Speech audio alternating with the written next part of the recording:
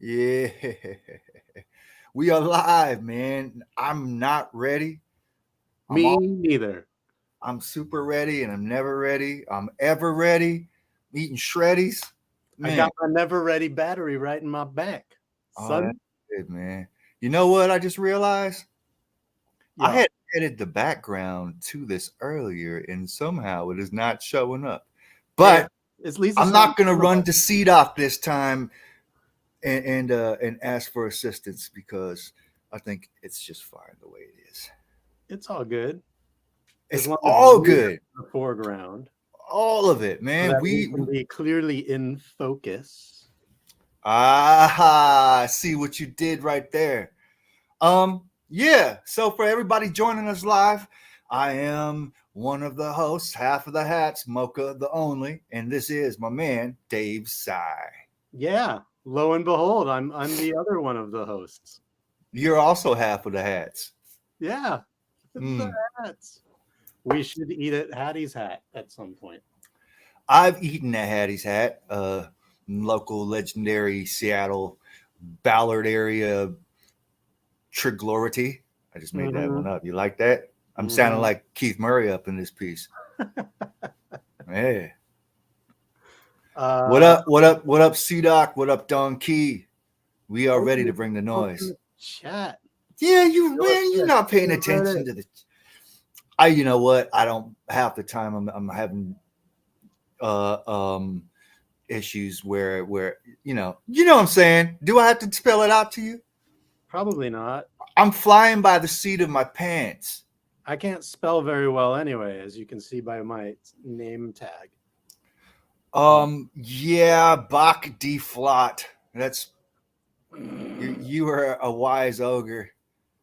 Yo, Or as Chuck D said, you are a yogi. you called me a hip hop yogi. Yeah. That's amazing. So, Dave, tonight we're gonna revisit one of both of our favorite albums from the past, from the 1990s, the late 90s, 1998.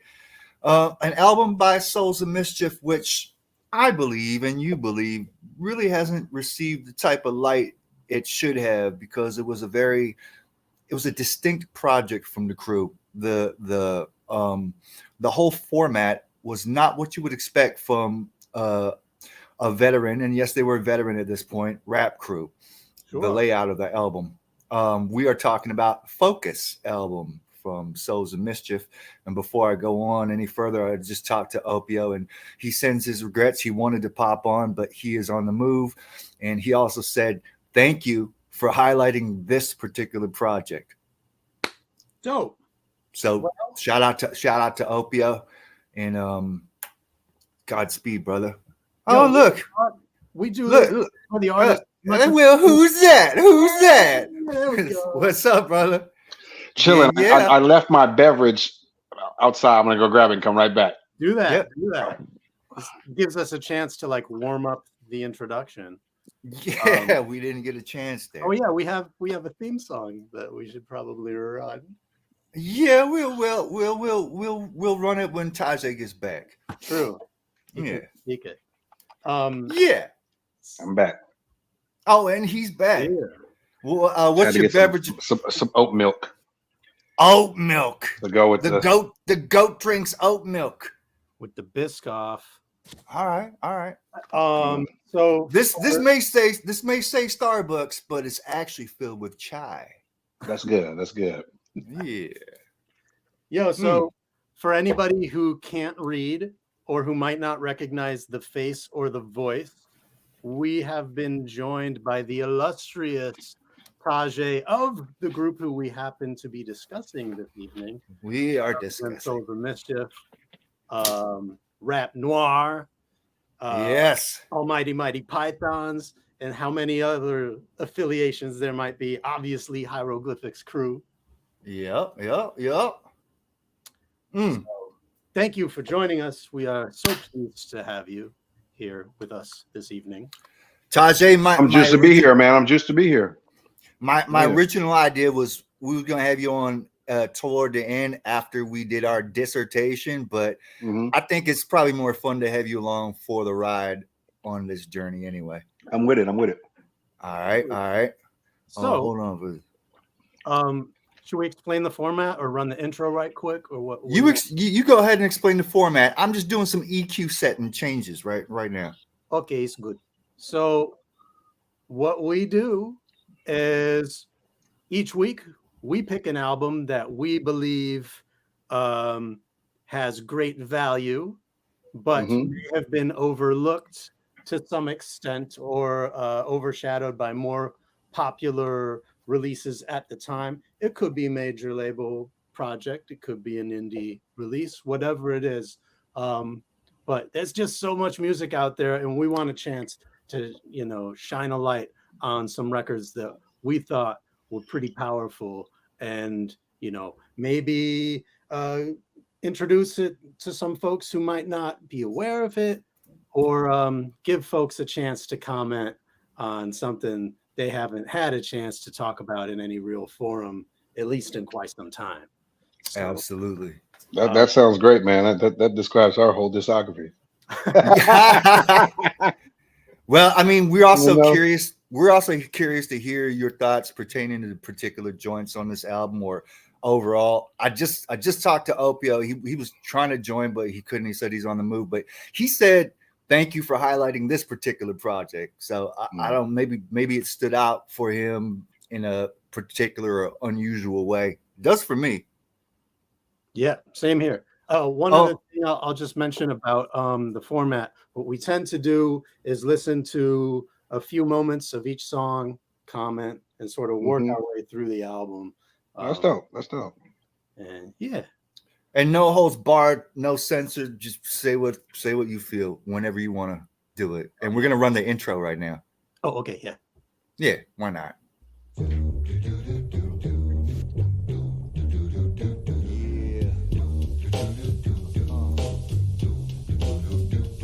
Oh wow. Body Hat Weekly. Body Hat Weekly. Body Hat Weekly. Body Hat Weekly. Body Hat Weekly. Body Hat Weekly. Body Hat Weekly. Mocha only. Dave side. Mocha only. Mocha only. Dave side. Mocha only. Body Hat Weekly. Made me want to dance. Body Hat Weekly. Body Hat Weekly. We're just here to break an album on down. It could be popular, but possibly not world renowned. The meat and potatoes of a critical sound. You're bound to like the little bits and isms we found. We might have guests, or might just be us. But you're invited, so might as well kick it as such. So y'all sit tight and let's discuss the cut. Just some musical views from some fools you can trust. You know, Body Hat Weekly. Body Hat Weekly. Body Hat Weekly. Body Hat Weekly. Body Hat Weekly. Body Hat Weekly. Body Hat Weekly. All right, there it is. The customary intro right there. Yeah.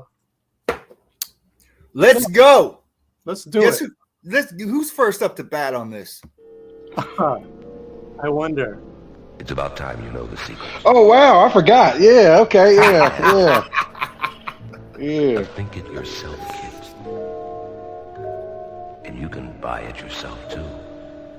It tells you how to let your mind go. How the music level is good.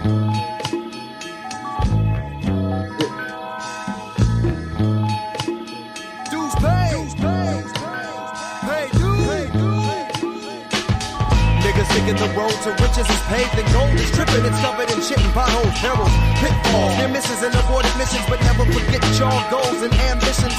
This is my life, it's more than just a business, been in this to diminish mic circuits and minutes, snippets as many witness. I'm into it deep, let it seep, myself with sleep, syllabically building saliva streaks from pop beats, live in these hip hop fiends, even without the prospects of prophecy. On the horizon we kept rising, widening, never idling, till the day that we can say finally. I can recall almost dropping the ball, moving at a crawl, back against the wall. Oh no, hollering fuck y'all. Damn it, ready to get violent, cause we sitting in the cockpit, riding on autopilot, seize the control. The devil cease to control our destiny. We question off the soul power, soul proprietorship. Souls pilot this ship, pirated and inside, feeling excited. For all the nights I prayed, not for fortune and fame, just for mental strain. Back in houses for 8 a day, on a makeshift stage, ready to make this shit great. Down in 36 deep in the cipher, one set straight, waiting on them so we can light up. Go ahead anywhere to hook mics up, we took time to hook minds up and rise up. 3 on the sack, another hot one on a cold one, maybe some 8 to King. Oh, little snippet. Yeah, man. That might be my song on the album? That might be one of the most lyrically dense cuts as well. I remember when I got the tape, and I got it at one of y'all shows back then. Mm-hmm. And running that one back because there's a lot to catch. Oh, look at there you go. He got it. Yeah, that's The real tape. Yeah. Yes. Yeah. I mean, I think I forgot that was first, but I like how it kind of sums up. Like, the Focus is our first independent release. Like, that came out before Third Eye Vision even. So this is really like, okay, we're going indie. We did the Casual had the Meanwhile. We had our singles from Third Eye Vision on this thing called Live 95 or something like that, Live 97, whenever we made it. And then I remember we were about to go out and start promoting the Hieroglyphics new album coming out. And we were like, well, how do we eat? And so we decided to make this record. And part of the reason that we decided to do it solo was to get it done quickly as well. Because, to coordinate four guys, it's a lot, like we're a group and we operate like a group, but that takes group time and everything. I mean, it's fast once you get in there, but the time coordinating everybody was more difficult, especially when you're, I mean, we were 20, 21 when we were making it, maybe 22 right at the most. So it was like, you're running around, you high, all that kind of stuff. So it was cool because it came together well, but that was an OPO production. And I mean, I wrote it to that beat.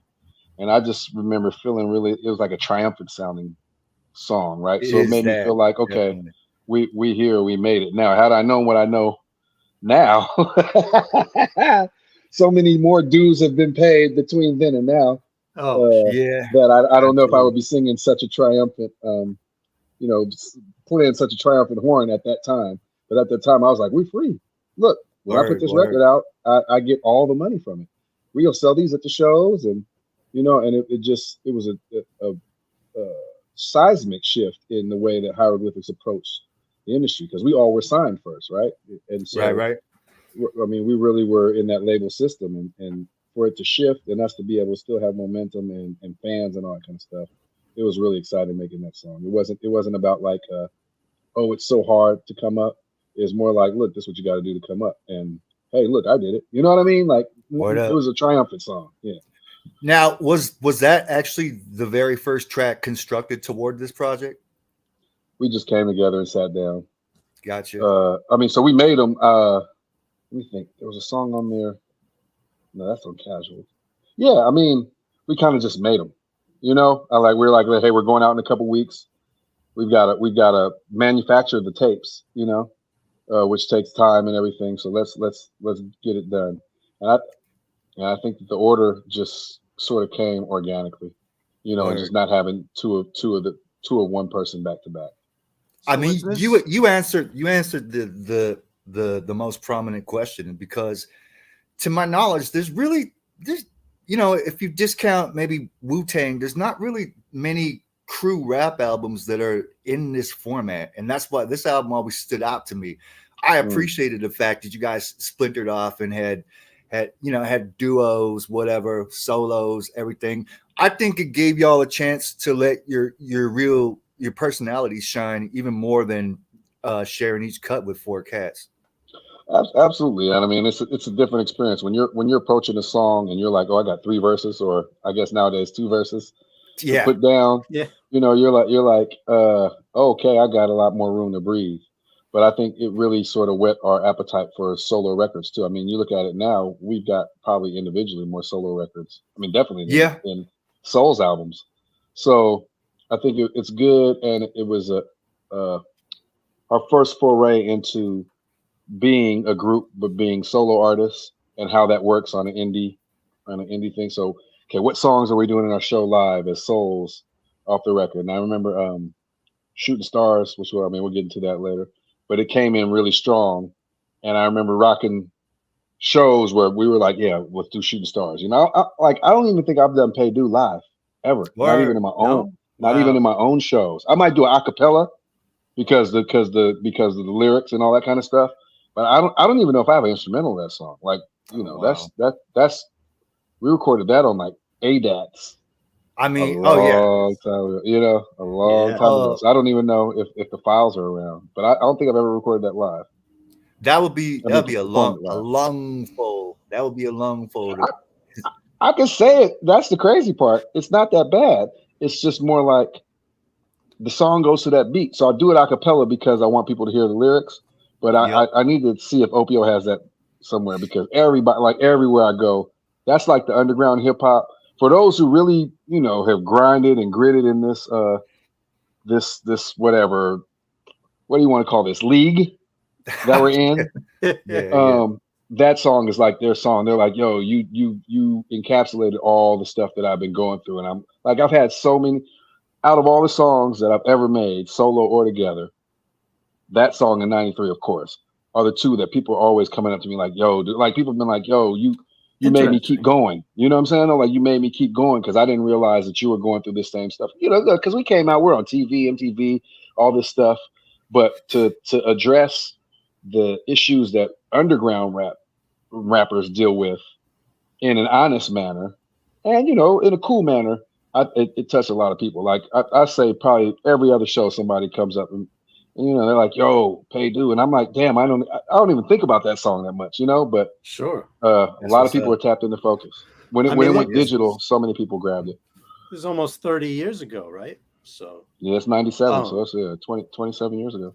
Wow. Was this, so I think, was Oldies the first joint that you guys put out independently? Oh yeah, it's Hiero, yeah. Oldies and B-sides. So we had Oldies 1 and 2 and B-sides. And this is all cassettes. We didn't do CDs or anything. I guess this was at a time where cassette was the fastest selling thing, right? Yeah. So and that year you had a slew of releases. Well, this is what I was going to get to, because what we talked about previously on the show.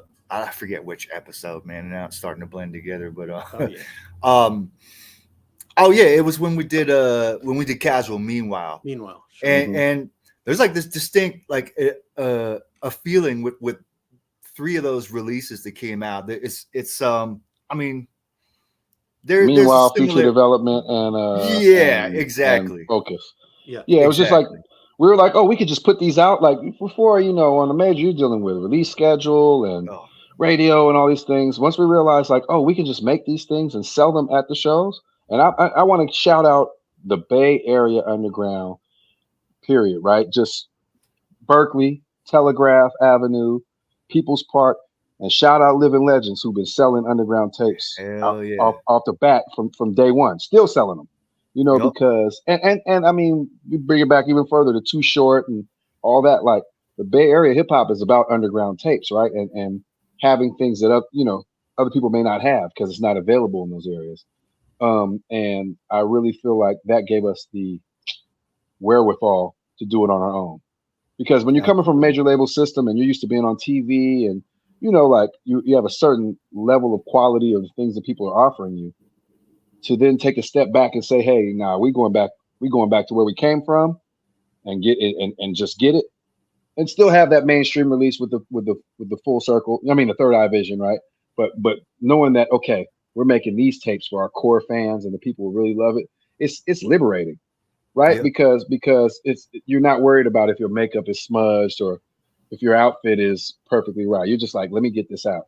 And I think everybody on Focus did a great job. Like I learned about the individuals that I'm in a group with too, you know, who of course we grew up together and I know them intimately as brothers and family, like their rap perspective. You know, like Fest with the shit the same. I mean, we'll get to it, but you know, I really learned a lot about ourselves, about being indie, about what it means to be underground versus mainstream, and about how we have these very distinct personalities, like you said, that all comprise this group, but you don't really get to see them because usually we're all working towards a common goal, right? Which is making a good song on a topic, etc. Hell yeah. Well, let's move on to Shooting Stars right now. Yeah, let's get into it. Why do the stars of this spirit's music shine with such intensity upon the double zero of our blinking eyes? Is that Ken Nordine? The questions there's bunch of that on there, huh?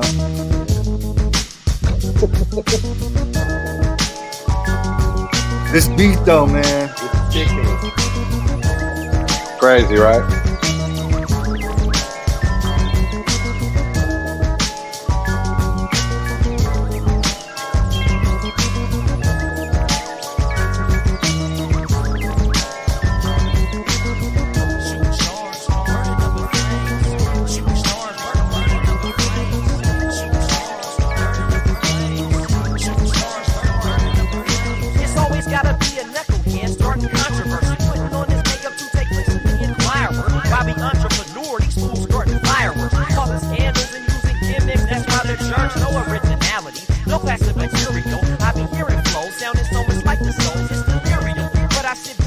interfere with them. Stay focused and centered, energized like a pyramid. Kick them out while they disappear right quick. In a blaze of pyrotechnicality, so exquisite. The souls of Mischief crew came torpedoing through. Left a crater in the desert with a 4-mile radius. Others may be just part of the meteor shower. Heat it up for a minute, then dissolve in a towering inferno. Every evening you can see them in the black of the night. Spectacular sparks of light. Man, I'm seeing hellish shooting storms like astronomers. While I'm attacking the mic, I watch them all cremate. The searing heat breaks a fake rapper to molecule. Now all of these fools get dynamite and they can't move or breathe. Shining light eternally extinguished. Didn't learn their fiendish ways, make them delicate. Fragile as stained glass, I put it down so eloquent. Platinum selling shit, still scorched up, but we everlasting. Shoot stars, burning up in flames when they hit the souls of Mischief atmospheres. Chasing fame. Man, was that an Opio beat too? Yep, Opio produced that, all his songs, and I think both of mine as well. Man. You know, I noticed that online there's like a notable lack of production credits for this record. So I'm loving that we're able to get this information from you. I need to get that up there. And then also, you know, digital is upgraded now. So maybe I'll go back into the portal and upgrade that. Because, yeah, I think as far as like, I'm the only dude in Hiero that doesn't produce. And I dabble, but I can't get the machines to do what I want to. I really think that we don't, because of this lack of credits now, Hiero as producers, producer rappers, like we don't even get thrown in those conversations. And I'm like, hold on, Casual will be making most of his slaps. You know, Opio makes most of his own, like when he has music, it's him usually, you know, unless it's a Vulture's Wisdom type project with Architect or, you know, something like that. A+, come on now. I contend that A+ is the greatest producer rapper, but I might be biased. So in you know, I guess hip hop Twitter or whatever you want to call it, you'll hear A+'s name getting thrown around in he should, conversations. The thing is, I don't think that we've even touched the tip of we haven't even touched the tip of the iceberg, right? These guys have so much stuff, and now we're in sort of this, you don't want to get caught up in this, I'm overloading and just dumping. We have all these artists that came out over the last maybe 5 to 7 years who dropped so much product that people are tired of them, and it's only been 5 to 7 years. So I really want people to see the depths of hieroglyphics, and I think this was a great show of it, of our lyrical dexterity, but also our production, etc. But what you said is real. We need to start making sure these credits get out there, because I don't think that we get, and when I say we, I mean the rest of the guys, the kind of love as producers as we do as rappers. And we're not, you know, like we're not going and saying, let me get a Just Blaze and a Bink and a Dr. Dre and then drop this new record. You know, like we make our music. And I mean, we've tried other things, and even when we do that, the producers who come to us are like, I'm going to make some stuff in your style. So when you look at a Prince Paul executive producing Montezuma's, or you look at Adrian Young doing the There Is Only Now, you know, it's like, okay, it's a Souls record, but you can tell they had some preconceived notions about what a Souls record is when 100%. They brought it to us. Right. Yeah. Right. But shout out Opio, the producer, man. Opio got slaps. Oh man, Fools in the Crew, like Fast produced his beats too. Like Fools have slaps. And it's just not a known fact. It's kind of like how you don't look at Rakim as a producer, and he made a lot of that stuff, like a large percentage of it. Right? I mean, shit. Not to toot my own list, but it's like even exactly. You know what I'm saying? Yeah, exactly. Come up, they're like, all right, man, who did the beats on whatever? I'm like, yo. You know what I'm saying? I just want to be mentioned a little bit. You know what I'm saying? Just a little something. Just a little. Yeah, I feel you. But even that, like I knew that and you reminded me of it. But off top, it wasn't even like producer / MC. You know what I'm saying? I think of you as MC, right? But yeah, I feel slaps, right? I mean, and that makes you a better rapper too. Like, because you have a more intimate knowledge of how you made the beat. Like I'm always attacking the beat like it's a new dance partner every time.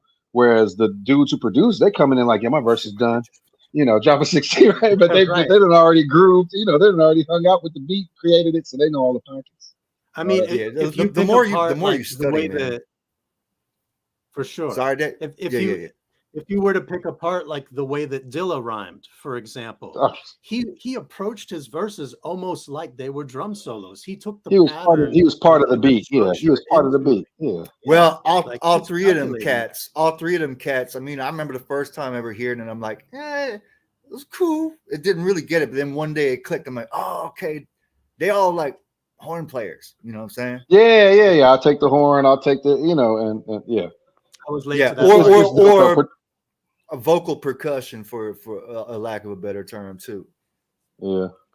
I feel like for me, certain guy, like I feel like I got horn flows and I got drum flows. You know what I mean? And I think that's a lot of people. But then when you think about a guy like Young Thug or Michael Nine, it's like, okay, strictly horn, right? They're just horn type dudes. But I sort of vacillate between the drums and some horns. But like I said, I'm always approaching the beat fresh, right? These dudes have been living with this beat maybe months, maybe years, and finally be like, you know what, I got an idea, and then you're like, that's a fantastic idea. You just thought of that, and they'll be like, yeah, but they didn't have the beat from, they've been sat with the beat. They know what they're doing. So I can't imagine sitting with anything for longer than boy. My mind just keep going. You know what I'm saying? I can't do that. But when you're in a group, you're like, well, let me save these. I don't want to keep them for myself. Let me save these and see what guys want to do. But then when you think about like an A+ or any of these dudes, they've been making, like Pep Love produces his music too, like they've been making beats for a long time now. So they got so many. And then even when you're in a group, you're going to put forth something that you're like, this sounds good for the group, rather than just giving me a beat tape. So these guys got so much music that I haven't even heard. Like I'll be sitting in the car, we'll be rocking. I'll be like, who is this? Oh, that's me. Like we're 2 hours into, 100 beat, playlist or something.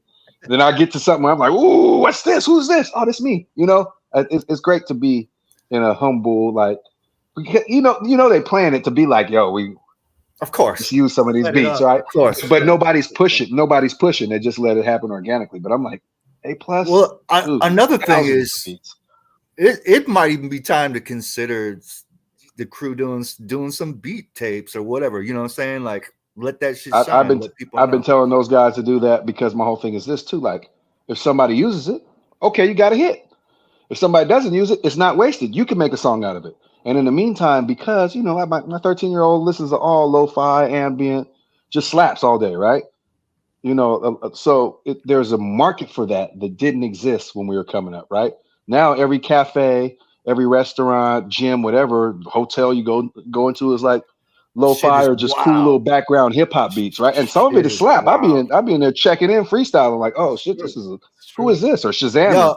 So I've walked into like a Walmart before, and I swore I'm like, why? That's my beat. That's what, because this whole lo-fi thing is like heavily borrowing from like the certain aesthetic, right? Yeah. That until it blew up like that, the world wasn't really paying so much attention. But now they've got a new name for it. It makes all the difference, it seems. You got them YouTube channels where it's just like lo-fi beats for like 80 hours or whatever, you know what I'm saying? That when I'm designing, I put that stuff on and go. Like, either that or like some of it's dope. Beats. Yeah. Some of it's dope. Some of it's you question whether like some AI program just did it. I think a lot of it is AI at this point, right? We don't even know. I mean, it's that's a whole nother topic, right? But I think a lot of it is AI because it's just like, maybe not AI, but the way it's quantized, the way it swings and stuff. I'm like, there wasn't no soul involved in manufacturing this one. But the good stuff can come from anywhere. I mean, I just realized running around in some Roblox universe, and a great beat will come on. I'll be like, "What is that, man?" You never know. Yeah. Should we roll into the next song? I guess so. We didn't really get into the lyrics, but that's all right. Yeah, okay. So I will say one thing, and that's rest in peace to Chino XL, man. Because yes, this was a diss track, but the whole track wasn't a diss track. To the game. No, that's true. That's true. He was an example. He was an example of a minute. And I'll give you the backstory behind that. We literally went up to Stretch and Bobbito, and I guess we were with Kenny Parker. It was us, Kenny Parker, Chino showed up, and I guess Artifacts has showed up. Rest in peace, Tame 1 too, man. Yeah. And they're all Jersey dudes, right? Kenny, they're all Jersey dudes. So they must have had some, you know what I'm saying, though? Some stuff going on or whatever. But we all just was getting busy, getting loose, and it was all love. And then I think a few years after we battled with Saphir and them, I think Chino had made like some little line about it, some line about Hiero or something like that. And Ope was like, man, we just seen you, bro. Like, and it was all smiles and love, you know what I'm saying, on Pounds. And to his credit, it's always been that. Even when with the funny line or whatever, like Chino is just he was a trick, you know what I'm saying? Like he's like, I'm gonna get you. I got all this shit bouncing around in my head. I'm gonna get it out. And it took several years, I think, for us to really appreciate that. It was always like I felt like it was the same idea that Eminem kind of ran with a little bit later on. It's like anyone's fair game, that was the style he was going into. So when it was coming from the Into the Pit first album type stuff, we didn't know that he was going to be this super lyrical maniac monster that he grew into. You know what I mean? So we saw him at a different period. It was all love when we saw him. And I would say, to his credit, it's always been all love. We've had a cool relationship the entire time. It's never been no weird. Well, what did you say this or that for? Like, I was rapping. That's why I said it. You know what I'm saying? Like, he's not one of them dudes who is like, I'll diss you on the record and what's up in real life too. You know what I mean? No, he's just like this is what I'm supposed to do. Right? Everybody, we're all pushing for supremacy, and this is the way I push my line. So, shout out Chino, man. Respect to that man, and I love what he grew into. As far as from where he started to where he ended up, is just light years. He pushed the art form forward in a major way. Yeah, absolutely. One funny thing I want to point out though is that song where he mentioned Saphir took out casual or whatever the line was. That's the same song that got him in hot water with Tupac. It was the one with. Oh, really? Yeah, It was his duet with Rascaz. I thought it was. I thought it was I think it was the Wake Up Show or something thing, right? Like Wake Up Show anthem or something that he was on, or some Wake Up Show promo set thing. Yeah, I think that's what we heard it on. But I'm not. We don't really be like we verse. On that or something. Whatever it was, we heard him. It's like, oh, come on, who is? Like we couldn't believe it. But like I said, always all love. Always been keep it on the rap tip. Salute Chino. He should be remembered finally as somebody who cared so much about hip hop that he gave everything to it, right? Hell yeah. And I think we miss out on those. I think hopefully the people listening to will go through his discography and check it out, man. There's jewels and gems in there, and also the stuff he did with other folks, because he was definitely trying to hop on there and embarrass cats. You know what I'm saying? Get really loose. So shout out. Thank you for calling that out, because I'm sure there's people who have had that question in their mind, 100%. How it really was. So I mean, he said it by name, right? I mean, he said exactly what it was, like by name. But it's all. I just want to clarify. It's always been all love. Even that day, it was all love. So it is what it is. All right. I'm not gonna lie. It made my sort of like playlist of diss tracks that I turned to once. For you got one of those for real? I got one of those. Yeah, it's okay. The Common Cube join and the Cube NWA join and all right. Dollars and cents, all that fun stuff. Let's get way too cold for a second. Yes. Oh yeah. That time of year.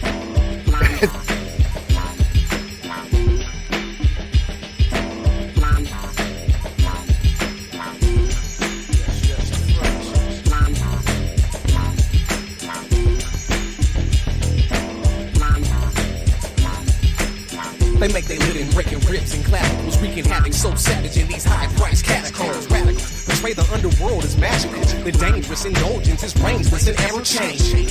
48 hours to retain this anonymous network of criminal experts. Stash with plastic weapons with the metal detectors would never suspect us. Scramble the screen with reflectors. Everybody needs protection.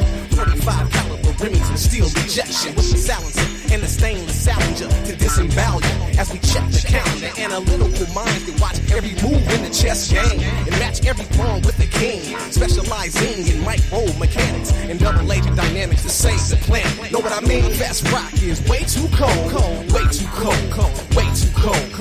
Souls of Mischief is way too cold, way too cold, way too cold. The ensemble is way too cold, way too cold. Now, Tajai, who's the production credit on that one? Fest OD.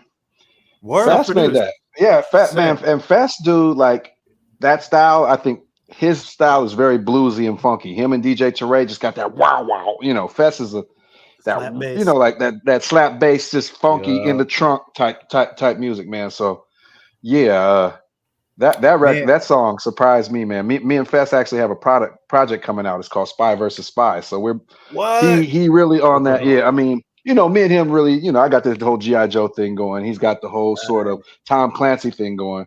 So we're going to merge our two universes. But I think that Way Too Cold song was sort of part of that universe, right? He's describing this sort of criminal network, and he's talking about guns and all this kind of stuff. But he's describing it in a way that if you're not really listening closely enough, it's just like he's just spitting. But if you listen closely, like, this is some serious shit he's talking about. Like, what is this real? Like, what's going on? Fest has a crazy imagination too, man. Man, that's sort of a callback to like Secret Service from the second album a little bit. I felt thematically. Yeah, that's true. That, and I just think me and Fest be on some espionage shit. Like, I think that's our, like when we travel and stuff, we were trying to wear the fit to blend in the most. You know what I'm saying? Like, we call it the Jackal, right? You know the movie The Jackal. Right. So it was on a fit and be like, that's Jackal right there, you know? So it's just a whole LARPing thing we got going. I mean, you know, you have to make up things to pass the time while you're driving around Earth, right?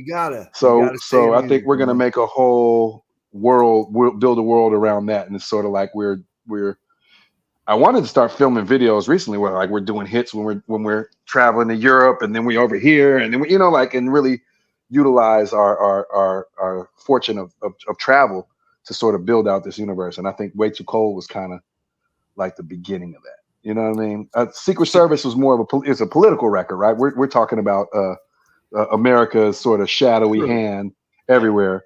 Whereas I think Fest is like, yes, and I'm a finger on the shadowy hand in the Way Too Cold type thing, you know? So do you guys have the project completed now?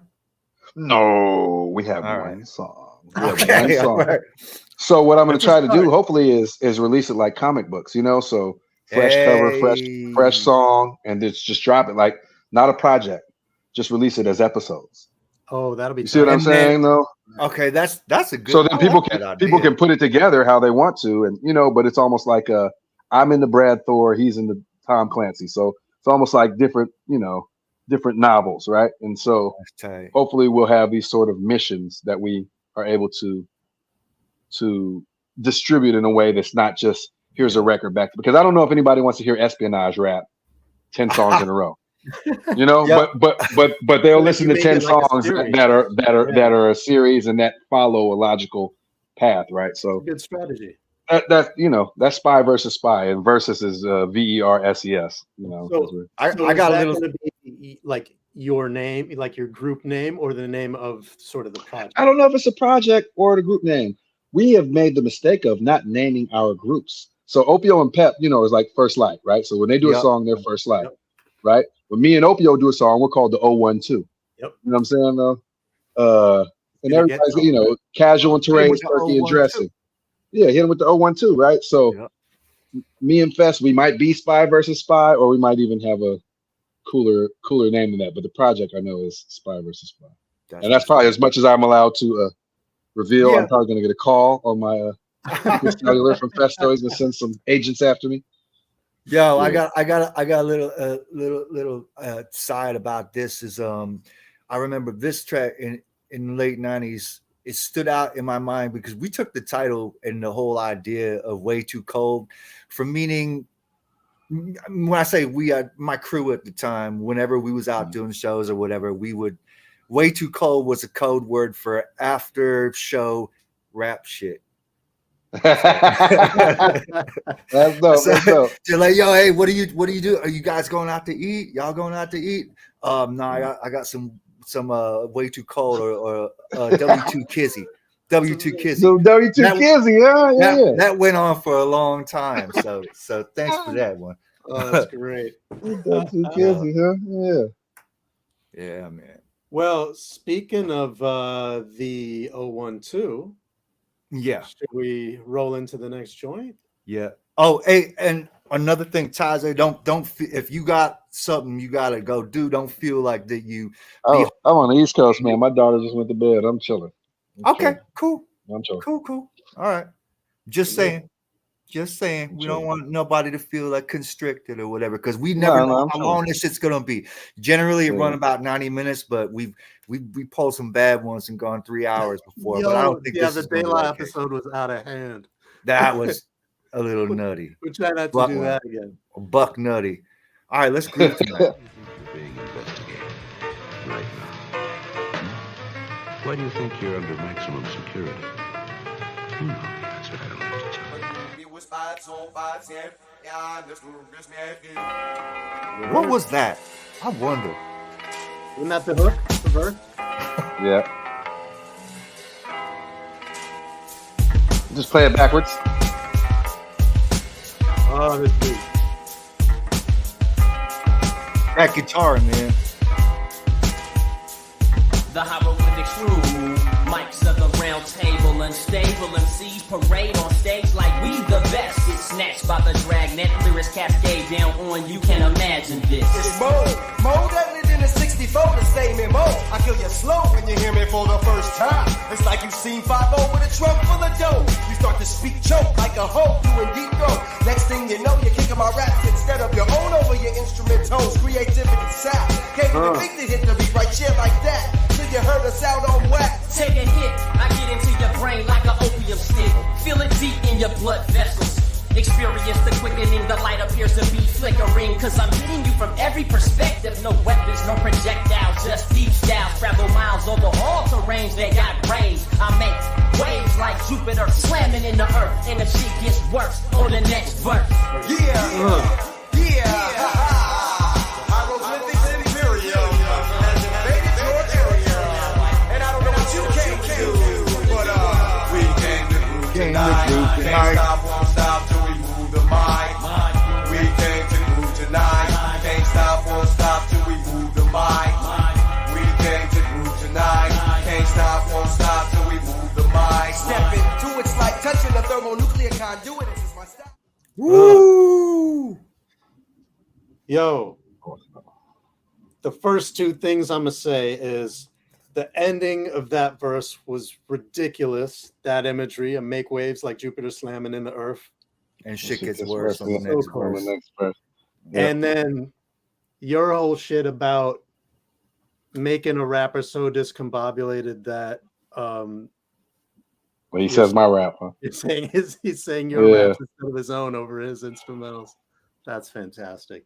That's that Jedi mind trick. The Jedi mind trick right there. These are not the raps you're saying. These are not the rhymes that you're looking for. Yeah, but that was a fun song. We do that. We used to do that. That I think we may have even. We came to groove tonight. I think we had the hook as one of our sort of show hooks. Crowd crowd participation, and then we it morphed into that. I love it when that plan come together like that. That's the and I mean, recording with Ope is fun because he's Ope is real smooth and shit. So it was cool to work on that one. We came to groove tonight. I remember. I think we recorded that upstairs at Domino's house. Oh, okay. And at his old house. No. Opio produced that. That's an Opio one. Okay. Yeah. Which you just reminded me. I was curious about the recording situation for the whole project, whether it was here, there. I mean, you mentioned ADAT before. I don't know if y'all did it in like bedroom style or if you actually took it to the stew. We had. So when I graduated from college, we bought a bunch of equipment. Me and Casual, we went in on some equipment. And I think we recorded a lot of it at Casual's house in his basement. And then after we went on that tour, Casual and I opened up a studio downtown with the equipment and recorded a bunch of stuff there. And, not Focus, what's the third album? Trilogy and, Casual's album, Me Think He Raw, or one of them, think it's He Think He Raw. That But sounds right. yeah, it's all it's a Mackie board, like one Mackie 24.8 or something like that, and 3 ADATs. Some of that, I think Groove Tonight might have been 4-track even, like or what is it called? The 1080p, whatever the thing, not 1080p. What is the thing called, man? Is it Alesis? Alesis ADAT, right? The hard disk. No, not Alesis. Yeah. What is that called again? I forget, but it came right after Rolling something. Oh, the rolling shit. No. You're right. I'm tripping. Because I still use one of the rolling shit. Just say that. Yeah. VS1680. That was when I recorded all the other stuff later. That's later. I remember. I was like, all this can fit inside of this, the future. And now we're recording on our phones. So right. Oh man. Yeah. I got it in my garage right now. VS1680. I love that machine. And you know what? I'm still using a Roland 2480. Now I've replaced it a couple times, but that's what I do everything on, man. It's great, right? It's great. I mean, I think I use what is it called now? Studio, whatever it's called. Some it's a digital thing right now. But I'm just an MC, so I don't produce. I just rap. So my mic is just what is it called? Studio One. I think I use now because it's just easy to send stuff out. I know that one. I don't know. But it's just a program. It's like Pro Tools, one program like that. But cool. Groove Tonight, I believe we made it at Domino's house upstairs on Moss Street. He had some kind of thing in his room, and we recorded it there.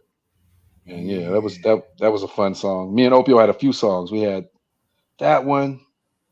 We had dun, dun, dun, dun, something about what would you do for a hit, which ended up being Government Dope, or one of them songs on my album. It was basically a song about addiction to money. And then we had one more. I can't remember what it was, but I remember me and we would make like a little short demo kind of thing, just exercising. And that ended up on the record, but it was all made up in Domino's house. I remember that. Yeah, that's one of my favorite joints on the album. I feel like the beat segues very well into like the Soul on Ice remix. Oh wow! Same feel with that Wild West guitar. Yeah. Okay. Yeah. Oh wow. Yep. And I good call, man. That's crazy. Yeah. You spinning? You spinning? Is that something that you would? Not even. He's just like, hey, I just think it sounds good together. But that might be dope though. I think about that stuff sometimes.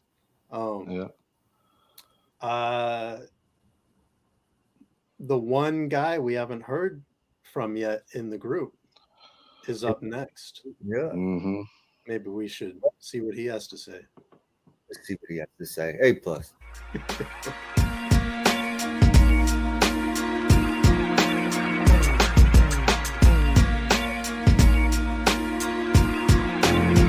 Make way for the mic ripper.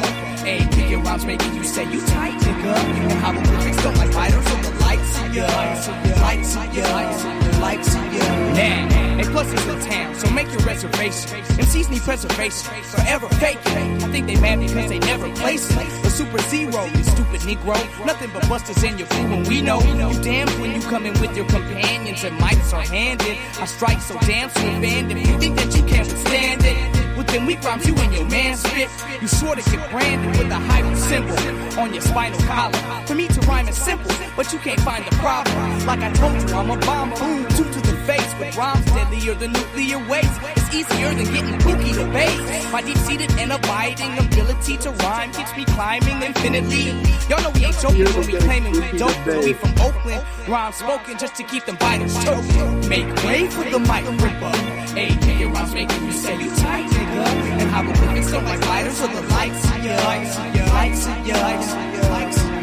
Yeah, make way for the mic ripper. Hey, kicking rhymes making. Woo-hoo! A really distinct vibe from what we've heard so far on the record.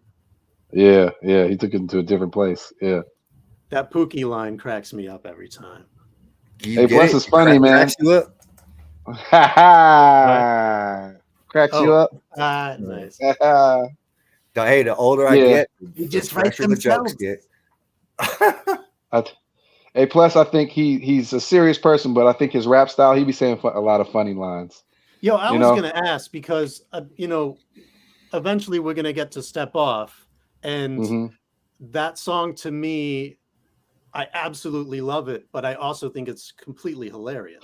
Oh no, yeah, And it's Step Off is he's lampooning what was And- going on at the time, right? But he was like, I could do this too but it's if so you want me to do that. It's But- funny because we all love the song and even Make Way for the Mike record, and it's just like when you're an artist like A Plus who's so prolific and has so much stuff, he's just like, we were playing it the other day in the office, and he was just like, I haven't heard this in 20 years, Yeah. because he's always on to the next thing.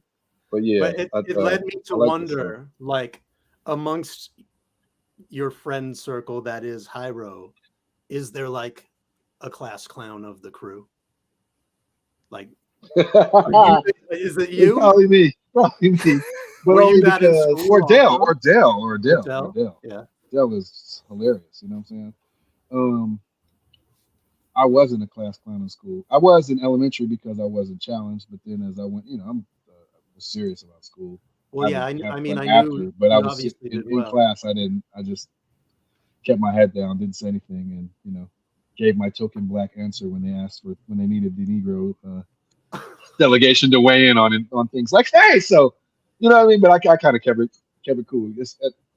Clowning in school, I just I come from a house where B meant beating, so I wasn't about to bring no B's home. So you gotta pay attention. Yeah. But I would say I'm probably the jokey Smurf, out of everybody. I'm also the youngest, so that might have something to do with it too. Oh, okay. I didn't realize that. Yeah. But that sort of follows. Sue, I'm spacing on the name of the track. But you guys did a video for it for the Trilogy album. Where you guys like in Tahoe snow or Colorado? Yeah, or something? yeah. Oh, yeah, the medication. Yeah. You were clowning in that. Yeah, you was hilarious in that shit, my bro. I tried to bring back. I brought back the flat top a little too early, man. It wasn't vintage. It wasn't vintage. It was just old, right? You see how he's got the vintage soul shirt on right now, right? That's vintage. You know what I'm saying, though? But yeah, I tried to bring the flat top back about 10 years too early, and it was just that. I mean, I remember going to get that haircut, and the barber being like, "I'll cut it for you, but don't tell anybody I cut your hair." You know what I'm saying? I remember, because it was just it was very that was 2000, so I'm only 10 years from the flat top. You got to give about 20 for it to really be a real retro, right? So, but we were wild. I mean, I was clowning. Festo D in that video is eating snow, laying on the ground. Like we were, we were up in the high altitude, getting loaded, snowboard, and that shit was a fun. Yeah, that shit looked fun as hell. It really did. Yeah, that was a good time. Yeah, I remember you started your verse all like super theatrical, like. Oh yeah, that's yeah. one of my. You say on that that's one? on to my concept. In the context of conquest, I capture your conscience. You know what I'm saying? But I'm saying that I think the way the words made me feel like that. Like, who is this? Winston Churchill trying to rap? Like, what's going on? Lofty. Yeah. In the context of conquest, like, come on, it sounds like James Bond villain lines or something. That's good shit. Good shit. Mr. Bond, in the context of conquest, I'll capture your conscience. You're the Move upon you with logic. Yeah, exactly. Ain't no way you're finna dislodge that. Yeah, the way you finna dislodge that. I mean, way up in you. You know what I mean? That's one of my funnest raps to say. Because I get to go way up in you. You know what I mean? It's a fun physical attitude. Woo, good times, neat fun. Yeah. I love the fact that rap is still fun, man. Like, this last 2 years of touring helped me realize, like, oh yeah, I enjoy doing this. It's not like a job or something where, okay, it's showtime and I'm like, another show. Like, oh no, every time it's really fun and exciting, and you get it and funny. Like, dude, Souls, we're a group, so we be trying to make each other laugh on stage and all kind of stuff. It looks serious from the outside, but from the inside, I be getting lectured at the end about my ad libs and shit. Like, come on, man, don't do that. The show. Go through that with the oddities when you doing a grind like that on the road, the show is like the only real good time. You know what I mean? The rest of the time is like, Yep. Some cool moments here and there, but I mean, especially when you're revisiting places you've done seen however many times. But that show's good. It's good to be on your toes and just don't have any expectations of what magic might come your way. That's how I look at it. Can I say a thing about the next song before we get into the next song? Go ahead. Because so back in the day, I used to hang an awful lot with an old friend of mine who I think knew you guys pretty well. His name is Rob from St. Louis. Rob Sansusi. What's up, boy? What's happening, man? He definitely, I would tell him you said what up for sure. Yeah, please. He definitely had some dubs of some like proto versions of things that y'all were putting together, including an early version of this tape. And we intersect, which I still call Giant Steps because I'm Giant Steps, right? Yeah. We always called it. He used to run that tape all the time, and so I got like pretty familiar with. Before of that song. I can't even remember that joint. Well, it was. Was it a different beat? It was a totally different beat. I think the rhymes were the same, but I'm pretty sure you re-recorded them for the version that went on. Oh no, we had to have. That era was you couldn't fly anything. There was no Pro Tools. Had to re-record. Right.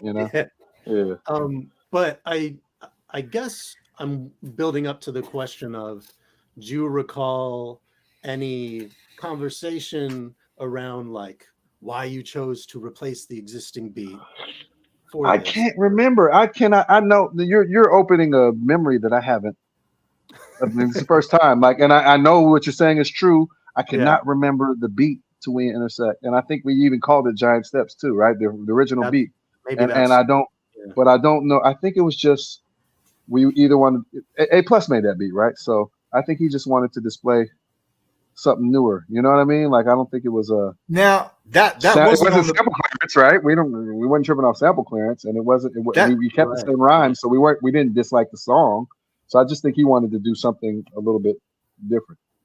Now that wasn't on the first iteration of the tape, was it? There was, I think, no. There's only weren't. Really Maximize third eye. Oh yeah, because that's the B side to Shooting Stars. Right. So we made that. We made that for just vinyl. That was only on the vinyl, and then when the what is it called? Digital came out, we added it to that. Got it. So the other thing, you had a solo cut that was on the original version, which is floating around on YouTube. A real dusty ass recording of it is on YouTube. Masticate. You masticate. Yeah, that was on Focus. Oh yeah, that was on that tape. The original, I think, or whatever. I was. I remember that song. I think that's somewhere out there. I think that's on like a Hiero oldies or Hiero B-sides. Another. Oh, did it? Or lost tapes or something like that. One of those things that we put out. But that was something that I recorded. I think at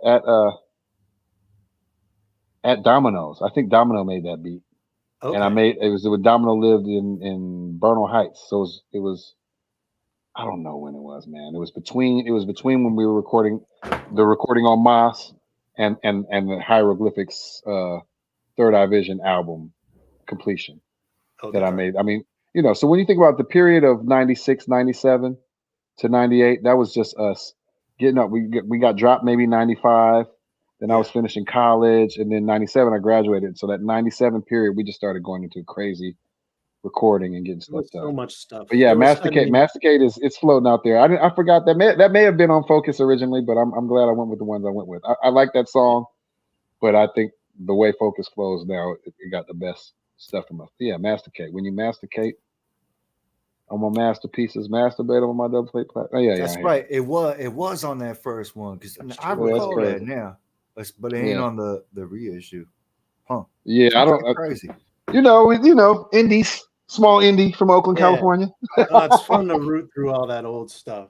And the other project, which it was a true Hiero album, but obviously things happened and he had to leave the crew. But 2 for 15 was that time period as well. Yep. I'm on a joint on there too. Yeah, that was all that time where we were like, look, we can make these tapes and sell them. And I mean, even that time we were recording 2 for 15 at that same time. I remember it was before he left. You know what I'm saying? So it was being sold on the website. I assume. Yeah, no, yep. I remember that. Yep. Anywho, well, Let It Ride. I was on the song called Let It Ride on that album. That's right. Yeah, and I think Now What Part 2 as well, perhaps. With OBO. I ran that album a lot. If you can tell. Man, dude is talented. You know, wish him the best. I you know, the first album too, Like It Should Be, is a great record as well. Yeah, agree. I didn't have either one of those. Huh? Check them both. You'll be pleasantly surprised right now, because I think the time is caught up to the sampling. You know, it's kind of like how I feel with No Man's Land. Like when I listen to No Man's Land, I'm like, this is a more modern album than 93 Till Infinity. 93 Till Infinity is like a period piece. It's the jazzy, this sort of period. But then No Man's Land, when you talk about quote unquote keyboard beats, but played bass lines, samples, chopping stuff, you know, all that, I think that's more of a modern album. And I think when you listen to Snoop's, see, I don't think of it like that, but I don't, you know, because on the first album, I mean, we started off with Too Short, then we're like Live and Let Live. We're like, yeah, keep fucking with me, I'll shoot you. My mom gets shot on that record. You know what I'm saying? We're talking about joining gangs. I want to join a gang. You know, like, to me, it's the style of music, not the subject matter that made it darker. That's sort of what I meant. Yeah, you know, musically, sonically. Sonically, I can see. I wouldn't say topically necessarily. Yeah, but I think it's more in keeping with what goes on now in rap music than then.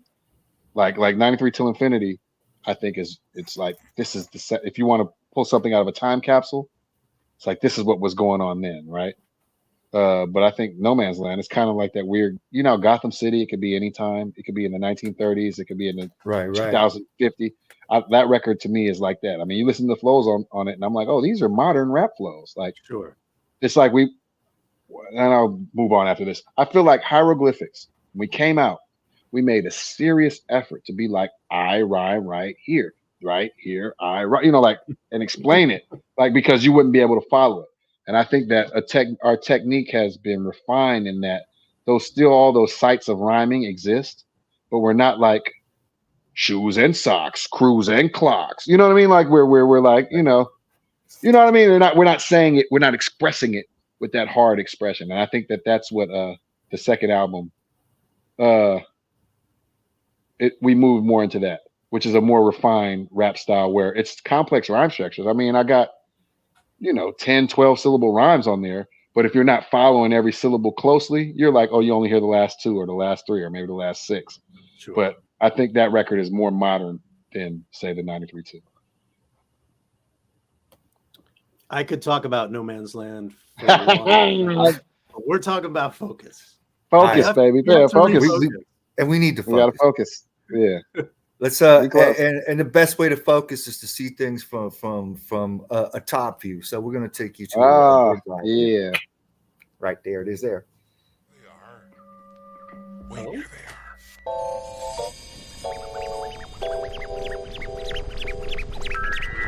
are. For beats on the whole album. Another one of my favorites.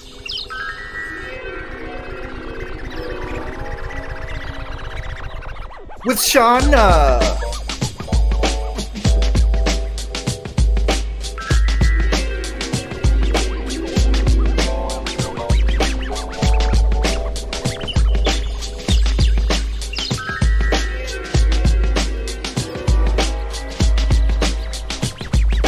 These words are like a giant Swiss tentacles when I rip stuck to the whack with razor sharp suction cups. In the back, fucking Mary Jane like Rick James, uncontainable. Change line on my K, a Hiero spawn. Headed straight for the evil dominion where they be spending millions killing hip hop. Stop manufacturing Glocks and tech, selling sex, telling us we all bulletproof. The virus is a myth, but I'm swift, similar to E from the list. And I'm breaking shit down like calculus. They mind is fragile and weak like Pop popsicle sticks. First light, you ain't feeling us, you got to be sick. Raps I'm engineering or piercing the mainstream. Military issue to your flak jacket aiming straight at the puppet show. Marionette rapper who trapped in a fairy tale, sounding like a Macy's commercial. Everywhere we with me, hypnotizing. Make your eyes sting when I pass the mic, smoldering. Plus you can't hold the thing, it's 8200 Fahrenheit. Detonate right in your face like a letter bomb. Better stay calm and let that mother cool off. You too soft, actors gang banging in the movies. I'm like, food, please, I'm from the city of dope, where the police get smoked with fully AKs. And I didn't say that to glorify a praise, but that shit don't amaze you, need to change your equation. Show some innovation, the way I be lacing a mic with dope like a chewy blunt, make you fall flat in your face. From the head rush, drastic measures,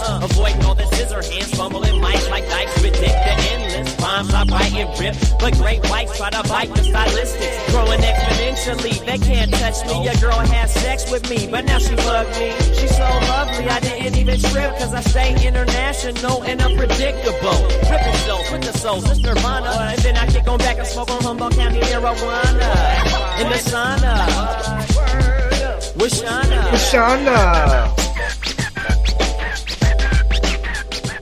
Shouts to Shauna. Yeah, shout out to Shauna right there. Shauna. I Man, noticed Opio went crazy on that album, man. I'm just listening to Shooting Stars and that, and like he went insane on that record. Dude. His diction became a lot chewier. Yeah, chewier, a lot more. The R's. Yeah. And You listen back, you swear there's actually like it sounded like this ad lib vocals of just on yeah. I think he really expanded his style, and I like how he was dropping metaphors and similes in, but they were in the rhyme structure. Like it wasn't like I keep on doing this. We really are serious about rapping, right? That's our main thing, right? And I really feel like we don't get the necessary level of analysis of our rhymes because people don't hear it all. And Eminem made a big difference when he came out and sort of had this plain English, no accent flow. People started revisiting our stuff and be like, "Oh, you guys are speaking English," and I'm like, "Yeah, it's not slang. I'm not, you know what I mean? No, like I know they don't think that we were speaking a foreign language, but I think they were that when you look at a Camp Low, for instance, where it's a cryptic style, crypt code, or you look at a Ghostface where it's just like slang mix. You know what I mean? Certain things where he's pulling in stuff. Like we're just, it's not like we got a lot of bibbity bop bop. It's like if we say bibbity bop bop, it's some words in there, right? Yeah. And so I really feel like Oak was really coming into his own on that one. Like he had the metaphors and similes, but it wasn't like he was, look at this metaphor. He kind of was just dropping it, Right. But you guys, and I think Fellowship and the Blowed guys as well, y'all introduced a level of vocabulary that probably really didn't exist in hip hop the same way beforehand. That's a good way to put it. Obviously, like, Rakim was an extremely intelligent dude and he had a broad vocabulary, but you guys were using complicated language and complicated rhyme schemes that fit the long words that you were throwing in. And that was probably, for folks who check for that, that's awesome. But it may have also been somewhat daunting to people who you check out too, listening hip hop, or whatever. Especially in this day of age, man. Boy, but I really think in this day and age, what's crazy is these people, especially young people, they understand lyrics. Like I think because of all the different accents, you got to listen closely, right? Because you don't know what. I remember when Goody Mob came out, for instance. I don't know what the hell they was talking about. Now I'm like, Goody Mob is perfect, clear. I listen to Goody Mob. I understand every single word and have a higher appreciation for it because the drawl was not as deep as it is now on half these songs, right? Where you don't know what the hell it is. But I feel like the clarity and the vocabulary and all that, it was out of us reaching for new rhyme structures and new sites to rhyme on. Okay, let me feast on this because these syllables have never been put together in this way before. So I think that's a driving thing behind a lot of our old rhymes. And even now, I'm like, I want to use words like besmirch and you know what I mean, cantilever and things like that, where they're not super crazy. They're not super crazy. It's not. I'm not trying to complicate it so that you don't understand it. It's just, come on. There's so many things you could do with a cantilever, or when you besmirch something. Why not? Yeah. Why not? Why not? Exactly. Like, oh, you can't throw that rock. Besmirch me some coffee. Funny shit. Yo, can I? Really real quick. Y'all keep talking. I gotta use the damn. I gotta go just besmirch the bathroom real quick. That's that chai. Yeah. I know. I'll be back. Keep going. Okay. I want to play a thing, but I want to wait for Moke to come back because it may or may not be something he's aware of. Yeah, man. I don't know. I think we might have skipped a song or two. Or maybe I don't know. I can look. I can look because I don't even. Man, I haven't seen this. What is it? Apple Music. What is it? One thing that really left a strong impression was in the second verse when Opio plays on the classic common metaphor. I used to love her till they drugged her and diseased her. All kind of stuff. They did all kind of stuff to her, right? Yeah. All this and then killed the bitch. Yeah. I mean, but I think he was not saying it. I mean, he was like, look at what they've done to hip hop. And it's so crazy because this is 27 years ago. Right. And there's this tension between, the mainstream and the underground. And now you look and it's just like, whoa, it's grown to something beautiful on one side, grotesque on the other side, but it's all connected. And I hope that we don't, in an effort to separate ourselves from the mainstream, I hope that we don't separate ourselves from other hip hoppers just based on their style of music.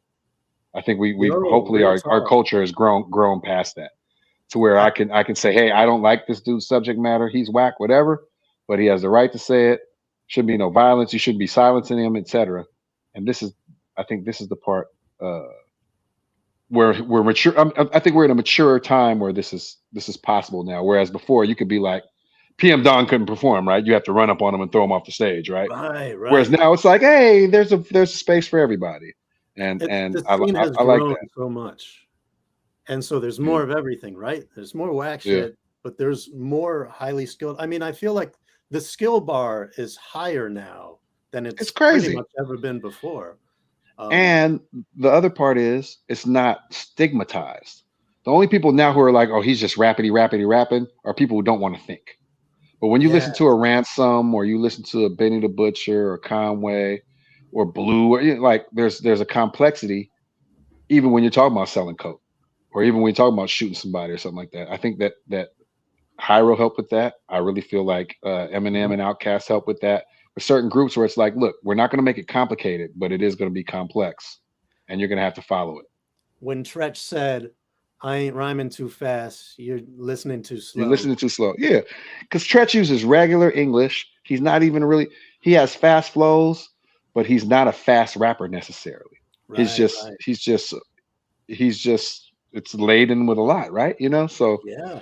And then we got this new stuff too, I think, where a lot of people think that, I call it dribbling though, but if you rap fast or if you say a bunch of words, it's perceived as lyrics. And I'm like, nah, that's just a bunch of words. So we're in a weird time right now. I guess we're always in a weird time, but there's definitely there's been so many changings of the guards that it's almost come full circle. Like if you listen to LL's new album, I'm like, damn, if this was a rapper I'd never heard of, and I heard this record, I'd be like, this is one of the best records out. You know what I mean? Like, and then on top of that, then he's nothing, right? And then on top of that, he brings back those traditional LL flows on certain songs. Yeah, where I'm like, damn, dude, this is really you. Got to appreciate now. Yeah. So, yeah, I like the fact that they can follow complex vocabulary and rhyme schemes now because they couldn't. And I'm talking about kids. We finished our new album. I'll play it to kids. So I'm saying 13 to 17, and they hear every word. Whereas before, you could see their brain sort of. Once you get to one of those $5 words or the flow starts getting a little thick, they don't hear it. But these kids they weren't like actively listening, but they're able to hear everything now. There was a time when people would turn on Rakim and you didn't know what the hell he was saying, but it just sounded fly. I think now kinda these feel- kids can follow things. Go ahead. Yeah, I feel like we also at a place where with a lot of these newer listeners, they have not been exposed to this type of caliber that we're talking about or where we came from. They hear it and it's like magic to them. It's like this whole new world they didn't think was even possible. It's true. I was playing the new album, our Souls album, to the youngsters, right? And these are fools who they mess with Griselda, but they're more into just gangster shit and just like, you know, mainstream stuff. And they were listening to it and they literally were like, what kind of music is this? And we just rapping. I was We going to just say rapping. that. And they just was like, I never like, whoa, you know, like it was mind blowing to them. I can imagine if you hear some organized confusion or, you know, but they hadn't been, you know, they're young, so they hadn't been exposed to these things. So when they hear this sort of the more complex lyrical style of rap, and we're rhyming over beats that they would like and stuff, not pandering, but, you know, modern. I mean, they literally, that was the biggest question. They were like, well, what would you call, like, what kind of rap is this? What You know, genre like, what is this? this? What is this? Yeah. Like, what is this? Damn, this is like, and they would, I think the comparisons they were making were like JID, Earth Gang, Cole, but they Makes were like, sense. yo, this is like, but they didn't say lyrical and they didn't say complex and they didn't say backpacker. They literally were like, Good. yo, What genre? what genre? what is this? And I didn't understand the question at first Mhm. because I'm like, what do you like? It's rap. What you mean? They're like, but yeah, but what kind of rap? Like I ain't never heard this style of rap before. And I was just like, I mean, I was happy, obviously. But I'm it's a glad trip you because, said. like you I'm said, glad you said that. I've had this conversation recently about like the youth listening to and would they, if they heard some soul stuff or some mocha stuff or whatever, what would they know that it's rap? Would they know it is hip hop? You know what I'm saying? Because partially because everything's hip hop, right? And partially because everything's hip hop too, right? So you hear a song, you know, and you're like, it's got a hip hop or lo-fi or whatever beat, and somebody's kind of singy rapping over it, and you're like, this is hip hop esque, and it is hip hop derivative, but this is kind of a country song. But then, like for instance, where do you put a Yellow Wolf, right? Rapping his ass off, right? But his music is like, I'm almost like, oh, this is kind of like not country music, but country music. You know, not country music, the genre, but music from the country. When I listen to it, like, because he's got the sing-songy stuff, but then he's still barring up. And I think what made me feel funny was just like, we just rapping over beats. What do you mean? What kind of music is this? But I realized what they're saying is like, yo, I've never heard nothing like this. Like it's kind of like this and it's kind of like that. And I think also maybe because it was from the West Coast too. Oh, and Coast Contra. They were compared to Coast Contra. Yeah, it's fun. It's fun. I'm like, yes, exactly. Yeah. But they're not hearing it. I guess, you know, these is in my hood. Like they're not hearing it from the West Coast that much. You know, like so they're. I think that's part of it too. They're like, yo, so what?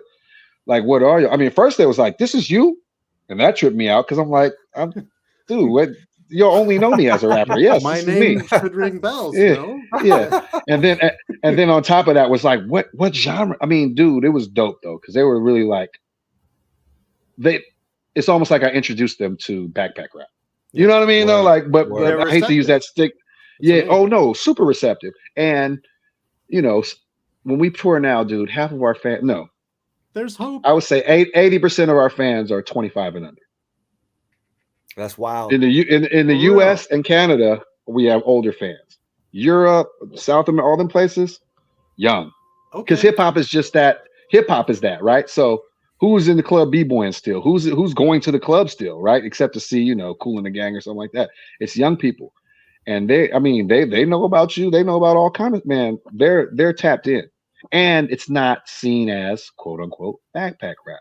Or it's just a musical style. But it's not, there's not this sort of it's not a pejorative, and there's not this sort of a hierarchy where here's the mainstream, this is good rap, and then all this stuff isn't good, and that's why they make it here.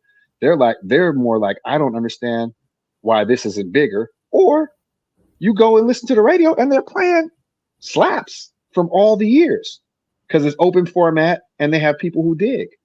Even the DJs beforehand, like it'll be DJs who will come up to us, openers, early 20-somethings guys, and be like, yo, can I get your set list? Because there's certain tracks that I want to play and I want to make sure you don't rock them. And these dudes is pulling obscure cuts. They doing remixes, all kind of stuff on old soul stuff. You know what I mean? And these are 20 like guys who you're just like, how did you even discover this? You're talking about overseas? overseas, and Yeah. in certain and in those, but like you'll go to like Idaho or like certain part, like there's always like some little Jedi everywhere you go where you're like, damn, I ain't heard this in 30 years. You know, like, damn, I forgot I made this. Or they're pulling out stuff like Breeze from Tyson, you know, old school Breeze. Like they're really digging. And imagine if you're living in this time now, there's great music, but a lot of it is underground.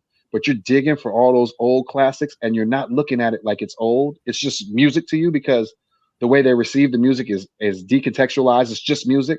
Like they throw on Stevie Wonder, they're not like, this is from the 70s. They're like, this is Stevie Wonder. Right. And it's the same. With perfect example was I remember when I was a kid and my parents would be, you know, I'm talking about when I'm like 5 years old and they're rocking like Stevie or 10cc or actually not 10cc, but like even stuff from the 60s or whatever. And this is the 70s. I thought that shit was brand new. So I'd go to like it's just music, right? Grade 1 the next day. I'm like, oh, you should have heard this new song. It's Rockin' Robin or whatever. It's just music to you, you know? You don't really have a point of reference at that age. Yeah. But I mean, imagine when you get older and now, look, we grew up having to listen to what our parents played. These young people have never had to listen to anything on our playlist. Our kids, they grew up with Walkman. They grew up with everything on demand. So it's true. It's not so when they receive the music, it's not in context. You know what I mean? It's even like they don't even listen to whole albums. Like my daughter don't know how to whole put albums. a thing in a thing and run it from end to end. I mean, you got wild cards though. Like your daughter, Dave. Your daughter got a there are a lot of audio. A girl there are a lot of young people who are audiophiles, right? Yeah. But I'm saying they hear just songs, decontextualized songs from playlists. And if they like it, they save it. Right. And then after a while, you're like, oh, God, I got 10 Souls of Mischief songs on here. Let me check their catalog out. Then when they say, let me check the catalog out, they download the whole catalog because it doesn't cost them anything and it's right there. Right. And so the songs that they're asking us to do and asking us about, it's the same as, and I'll stop after this. Remember, you know how we loop and sample a bunch of shit and it's never like big hits from the past. I'll play something by, Bobby Womack or something like that to my mom and she'd be like, we didn't listen to this one, but it's a dope sample. Right. Wasn't the single. Right. Yeah. Right. Like, cause it's an album track or whatever. Like we're not just doing 12 inches to sample from, right? We're digging in the crates. I love the fact that that's what they're doing. So of course they know 93 Till is the biggest song, but then they might listen to a song, let's just say Bump Shit off of No Man's Land. And they'd be like, yo, I love that song. How come y'all don't do that in the show? And I'm kind of like, damn, you don't know that this is like an obscure 8th track off a record that was panned by critics. And then, you know what I mean? Like I love that they don't look at things in terms of what was fly, what was big, what was hot. It's just pure. I like this audio. Why don't you do this in the show? Or next time, can you rock this? So I shout out the youngsters that's just messing with the hip hop, man. Cause I really feel I was kind of down during the pandemic because the stuff I was hearing was all apocalyptic, and just hip hop is dead, this, that, and the third. But now that I've traveled, I'm like, this shit is thriving. It's crazy. Like we're in a b-boying and everything. It's crazy. Yeah. I'm actually feeling optimistic and excited for the future, even as like a 50-year-old guy. Like, and I went through my little depression period, even up to last year, especially after turning 50. And I don't know, this year's a whole different. It's like everything's kind of going back to the drawing board. So we are at liberty to steer it any which direction we want. Yeah. The only, of course, devastating factor has been the streaming. But, we're finding out the dedicated fans, they want to have physical items, even if it's something they can't play. I polled a bunch of they're souvenirs, right? It's a souvenir now. It's a souvenir. Yeah. I ran a poll on Twitter like sometime last year. I asked for my fans. I said, "What do you guys do with my cassettes? I want to know. Like, do y'all play them or what?" 98% of them don't have a cassette player, but they just have to have something that's unique to the display. They show to their friends or whatever. Right. Which is cool. It'd be cooler if they did have a tape player. Well, I mean, that's hardware, though. It's hard with hardware. I mean, really, I think we need to be starting to, with all our new projects, QR code. Even if it's physical, put the QR code on there because a lot of times they don't want to open it up. It's a collector's item. Right. They might be reselling on eBay. put the QR code on there maybe as a sticker so that they can get to the product without opening it. But yeah, like tape, like cassettes and CD. When guys have me a CD demo now at the show, I'm just like, hey, bro, I love you and I wish you the best, but I can't do anything with this. Like, this is gonna be cracked on the bottom of my bag. So I think we need to start slapping the QR codes on there so there's a digital access, streaming and all that. Like, the music industry has never paid artists. So it's not like we're getting paid less now than we were getting paid. Right. It's still a flake of a penny. It's a debate. I don't know, man. I'm saying, as far as from your records, you think you're making less money? We're making about the same thing, because before they was taking all the money, and the labels was taking all the money anyways. I've been lucky and fortunate to have had a decent deals in place or whatever, to where you know the best that you can get when you're working with the indie or whatever. But I definitely noticed, like, after the streaming and blown up in the last few years, it's like, wow, the income is not coming in the same way it was. Let me rephrase that. Records, music sales is probably 10%, right? It's been like a 90% drop. Right. Before we'd come out with a vinyl, we'd sell 1,000 vinyls in a week. You know what I mean? So it's been probably 90. So music sales, what you're making has dropped. But as far as hip hop being bigger, you being able to rock, you being able to stream, being able to all that. I'm saying live stream, all that kind of stuff. There's so many more income streams. Yeah, we selling an LP for damn near $50 now too. That wasn't the case before. And that's probably why they don't want to open them up. they're like, yo, sign this, and let me put it up. Yeah, it's a piece. Exactly.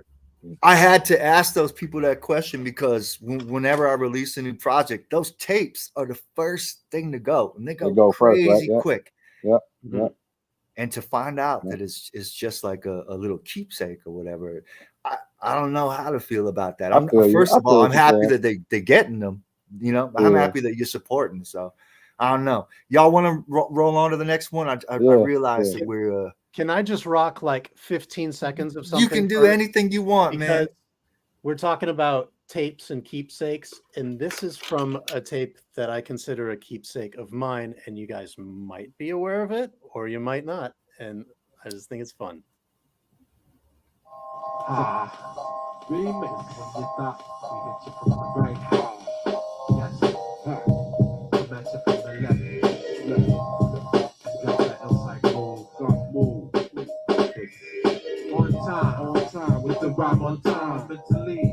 Oh wow! No fuck! Oh, that's crazy, right? Has Ope heard this? Anyway, I just wanted to give you guys a little taste of that. That's crazy. Chat, send me in the chat what that was so I can give it to Opio, man, so you can bug out off that. Hell yeah! That's tricky, so that's man. An old Loot Pack, right? Yeah. Single that came out before the album. I want to say this was like 95, 96. Independent. I know that rap. Crate Diggers Palace Records, and it has 3 songs and a remix. And this was the remix of a song called "Psych Move." Okay, and I'm gonna get that. I actually had that before Focus, and so. Oh wow. And so when I heard, that's dope. That's crazy. Sample used somewhat differently. Was that Madlib? Madlib chopped the fuck out that shit. He was like, Madlib. I mean, it's all produced by Madlib. He was like, karate. I never heard that, man. It's kind of cool, right? That's dope. I love that. Wow. Drawing those connections. That's my bread and butter.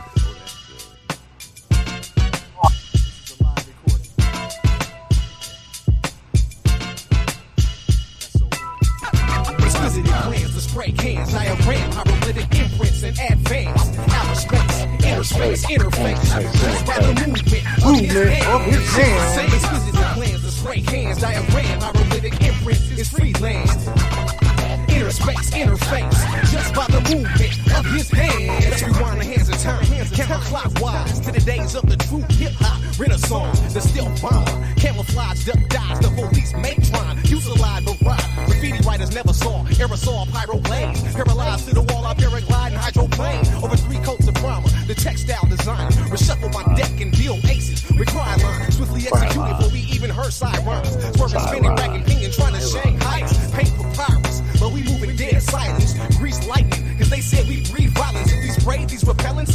You a felon nowadays. So I remain the assailant, unanimous, the enamelist propellant, vandalize the scene, hieroglyphics know the thing. Shit, exquisite plans to freelance, diagram, hieroglyphic imprints and advance, outer space, inner space, I was happy as hell with that track in particular, coming from like a bombing background myself. And I know, as a matter of fact, like this tape and Hiero on a whole really resonated with every graffiti artist I ever knew. You know what I'm saying? My own crew or whatever too. Shout out to my man Hype from Quota Crew. He's watching this program right now too, man. But nice. yeah, I was happy as a clam to hear that, because besides the artifacts, you wasn't really hearing a whole lot of that content happen. Yeah, right? True. Yeah, and then the way Fest does it with all the vocabulary and stuff, you know, it sounds like a science report on a science project, but you're like, oh shit, he's talking about graffiti. He's talking about graffiti, you know, and you start imagining, you know, the gases and the little colored man. That Fest dude, unsung hero in Hiero, dude. Like he's got so much density in his lyrics. You see what I'm saying though? That I think it's gonna take years for fools to be able to be like, yo, this guy is ill, because half the stuff I'm sitting on stage rapping next to him, I'm like, oh shit, that's what you said. Oh wow. You know, like he doesn't get his, because he's complex. He's really the guy with the $10 words too. You know what I mean? Though, but he's complex. But the way he kicks it, it doesn't sound jumbled or over stacked on each other. But when he's talking about, you know, the acrylic and all the different things he was saying just in that first verse, I'm like, oh, this is science that you're dealing with, you know?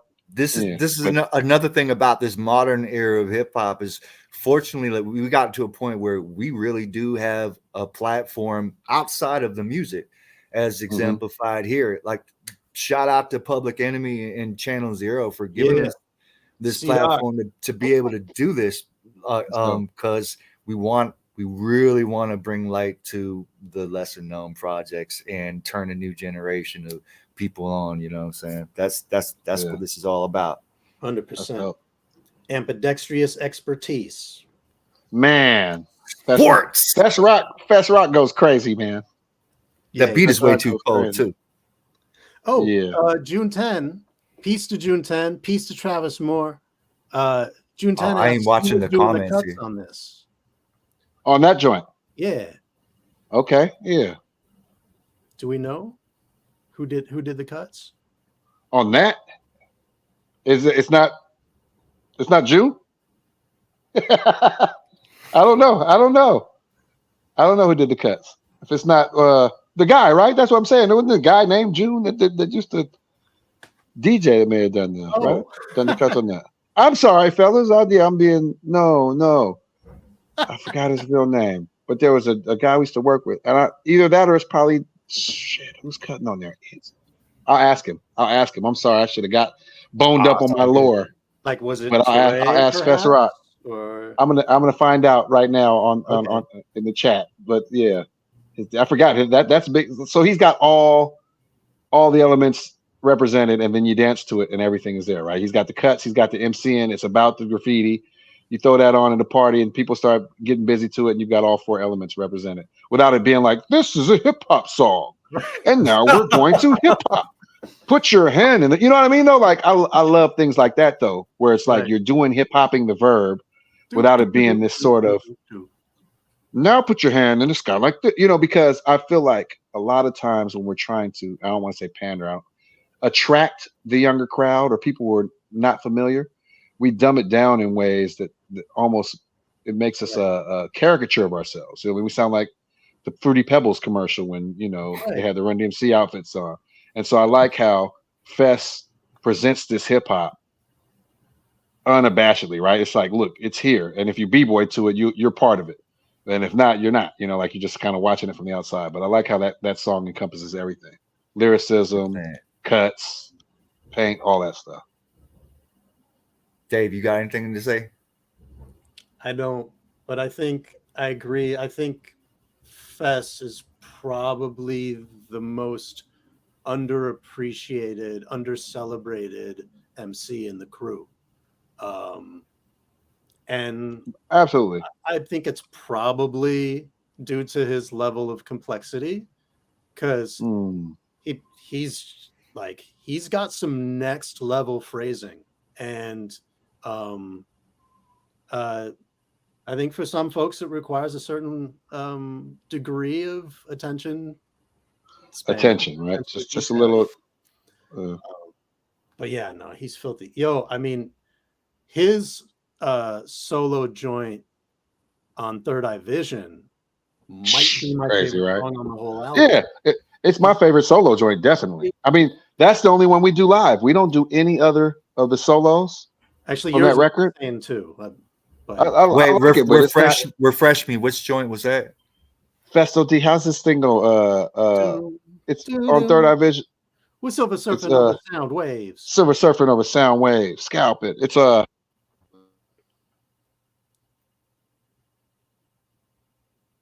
Tajai went on mute. My headphones died. Individually on Third Eye Vision, we did, solo songs. Yep. So Festos is literally the only one we do in the live show. You know what I'm saying? Because it just comes in so hard, doom, doom, doom, doom. So he gets to shine them. But like you said, Fest is probably the most underrated out of the crew. And it's weird because I'm like, y'all like lyrics. Look, I mean, if you want to go complex, there you go. Here's your man. He's got $10 words and they're used properly and mixed up in a good salad of other rhymes. Yeah. But I think that Fest, like this new record, and just moving forward, he's gonna get a lot more shine. Because I feel like people's brains are catching up, right? That's what I was saying earlier. It's like the kids really can follow the lyrics. They don't listen too slow 15, anymore. 16 years old, saying every single word to every single one of our songs, even songs we forget the words to. So I'm like, oh shit, y'all are there now. Because it took for a long time, people would just watch us, right? Except maybe fools who were really into MCing. They watched because it was cool for us to be doing the dexterous stuff that we're doing, but they weren't listening all the way to anything, right? Except 93%. Right. So it's cool now that I'm like, oh shit, you see the glimmer in their eyes, or you see them saying the words, and I'm like, damn, I didn't even know the words to that one, So, especially overseas when you're in a place where that's not even their language. Yeah, that's crazy. That's cool. They almost try harder then, Yeah, I think so. Yeah. Well, should we step off? I won't be able to keep it open very long. I love all these little interludes on this album. It added to it a lot. You listen. The party's jumping and they waiting for us. For the women plus niggas who be hating the plus. They really only tripping cause we making the buzz. And the ladies skating with us. Whenever I plan to rhyme, it's perfection like the hands of time. Stand in line if you think that you can handle mine. Add the kind that'll brand your dime. Rapping fresher than the pantomime. Now understand that Adam plus I don't want to be a player no more. Like Usher. And while you write, Buster, I'm at the peak of creation, making G's with my people, and we frequently blazing. You too weak to be facing me. We lace the beat to vibrate from every ghetto to safe street. And I break down any MC that take beats. Cause I hate thieves, and I give your moms a G for your wake fee. Niggas get 8, please. They bullshitting. Listen, you strap that gap with black. I'm pulling kittens, admitting nothing's as good as fishing for the dough. While most of y'all is wishing for a flow. Mission impossible. I got you though, do your best. Nevertheless, my text will let it rest. Oh yes, the cleverest lyrics sever the flesh, leaving cuts and gashes. Plus, bust the fastest at this rap shit. The party's jumping and they waiting for us. For the women plus niggas who be hating the plus. They really only tripping cause we making the buzz. And the ladies skating with us. Step off because you gotta get lost because you know your song. Step off. I gotta say, I got a newer appreciation for this track after you broke down, the background of it, because that was never one of my favorite cuts. Yeah, you were like, what is he doing, right? Yeah. Oh my god. Yeah. Like I dug it, but But that's it. That's a tongue-in-cheek song. That's like what is it called? With your ring, kicked out the house. Shit! Which is dope, right? Yeah. That's right. true. You throw that on in the club, and it bangs just like the other house tracks. But they were making a hip house parody, right? This song, "Step Off," is not necessarily a parody, but it's like this was during the era where jiggy rap was starting to. That's right. Yeah, so this is before Still Not a Player. In there, a little bit of exactly. It's about a year before it's Still Not a Player. So yep. it And that's kind of when Pun was like, yo, we can make it jiggy, but we can keep it street. Like he kind of pulled it back to the streets. But this was an era, that 97, 90, where this is the shiny suit era, right? Yeah. And Plea was like, oh, I could do that shit. I mean, it's a joke, but that's one of my favorite Plea songs too, you know? I love that song so much. I know you do, man. Yo, even like the whole second verse just has me in stitches every time. Yeah. To all y'all who think you're big Willie, but you're really small, Paul. Paul. Yeah, we have a homie in the crew named Paul, and I swear we called him Small Paul. He's like one of the tallest guys. That's funny. Man. We called him Small Paul for like 2 years straight after that song. I gotta say that the line about the not pulling gas, I'm pulling kittens. I like that. I like that. That shit is tight, yo. Plus is funny, man. He's funny. Yeah. Yeah. That's one of my favorites. It's weird because it's so like different from that song too. You know, we'll put, you know, you'll joke and play it in the show or whatever, and people there that beat hits. And plus has the sonics too, right? He's a great mixer because he's a producer, right? And so that song really slaps in the shows. But you know, it's sort of I don't think he's ever rocked it before. He's just, you know, clowning live. I like this song, man. Let's holler. It's so upbeat. Let's holler. You need that. Oh wow! Dang, this is crazy. That really ain't latitudinal. This is Young T from the place to be. You know how I deal. Hieroglyphics crew coming to new for Let me show you how we do. Check it. Now. Latitudinally, longitudinally, longitude that'll be attitudinally adjusted and reconfigured. What's been the status quo of quotable status? My quotas to go beyond the flow quota. I give you 4 quotas plus overtime for them solid dollars. The scholars not afraid to get squalid. Holla for I make you holla. Your mind will be torn asunder. Lost somewhere in tundra. The rhyme rotunda rousing, causing carousing, hooting, howling. When I do this 012 thing, it ain't nothing cutesy, no filling, no cake fluffing. Just enough to be completely fulfilling with a half-full Billy special prize inside. Hash brownies got me deep fried, I'm in it knee deep. Why stop? Not even for a minute, man, I keep lines cocked. It's tea time for all you fake soldiers and Minutemen. Take over. I'm the first to break over the hill and return with confirmed kills. My name, a superlative that gives chills, blood curdling. When heard, you can't sit still. Now put that up to your grill. Inhale. Holla for I make you holla. Put up the power fix if you're with this. Your name is a superlative. I love, man. I like songs, dude. I like that rhyme, man. It's fun.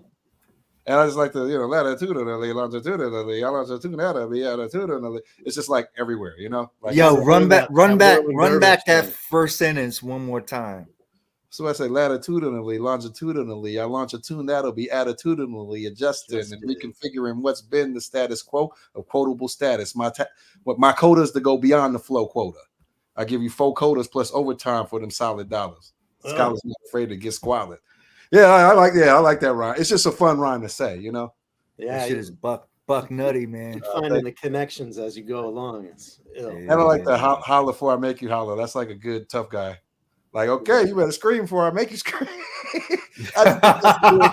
You know, like a good threat. Yeah. Or I'll make some holler. You cry doing all that crying shit. I'll give you something to cry. Yeah, I'll give you something to holler about. Exactly. Yeah. Right. Yeah, and I really enjoyed making that. That's another 012, right? That's so Opio producer. That's OP. Okay. Yeah. Okay. Yeah. Makes that, and that's a unique beat on there. It's like the drums aren't as prominent. It's like a very, very musical sounding. Yeah, that busy saxophone. Achievement. Yeah. It's very nice. Yeah, it's very nice. Very nice. We look, oh shit, we actually getting to the end of this already with the big shit. Oh yeah, big shit. Yo, okay. I heard an alternate version of this one as well. I'm trying to remember what it was. It just Open Cash? No, it was. I'm pretty sure it was the 3 of you. I think it's. In fact, I think it was the same acapella. Different beat though. Maybe it was. Yeah, totally different beat. I think it was probably done after the fact. It might have been like a freestyle, like a live show or something like that, or something. Yeah, like that. Because I remember being that beat. You know? Yeah. It was definitely no replacement for this. This I love line heavy. This song is major.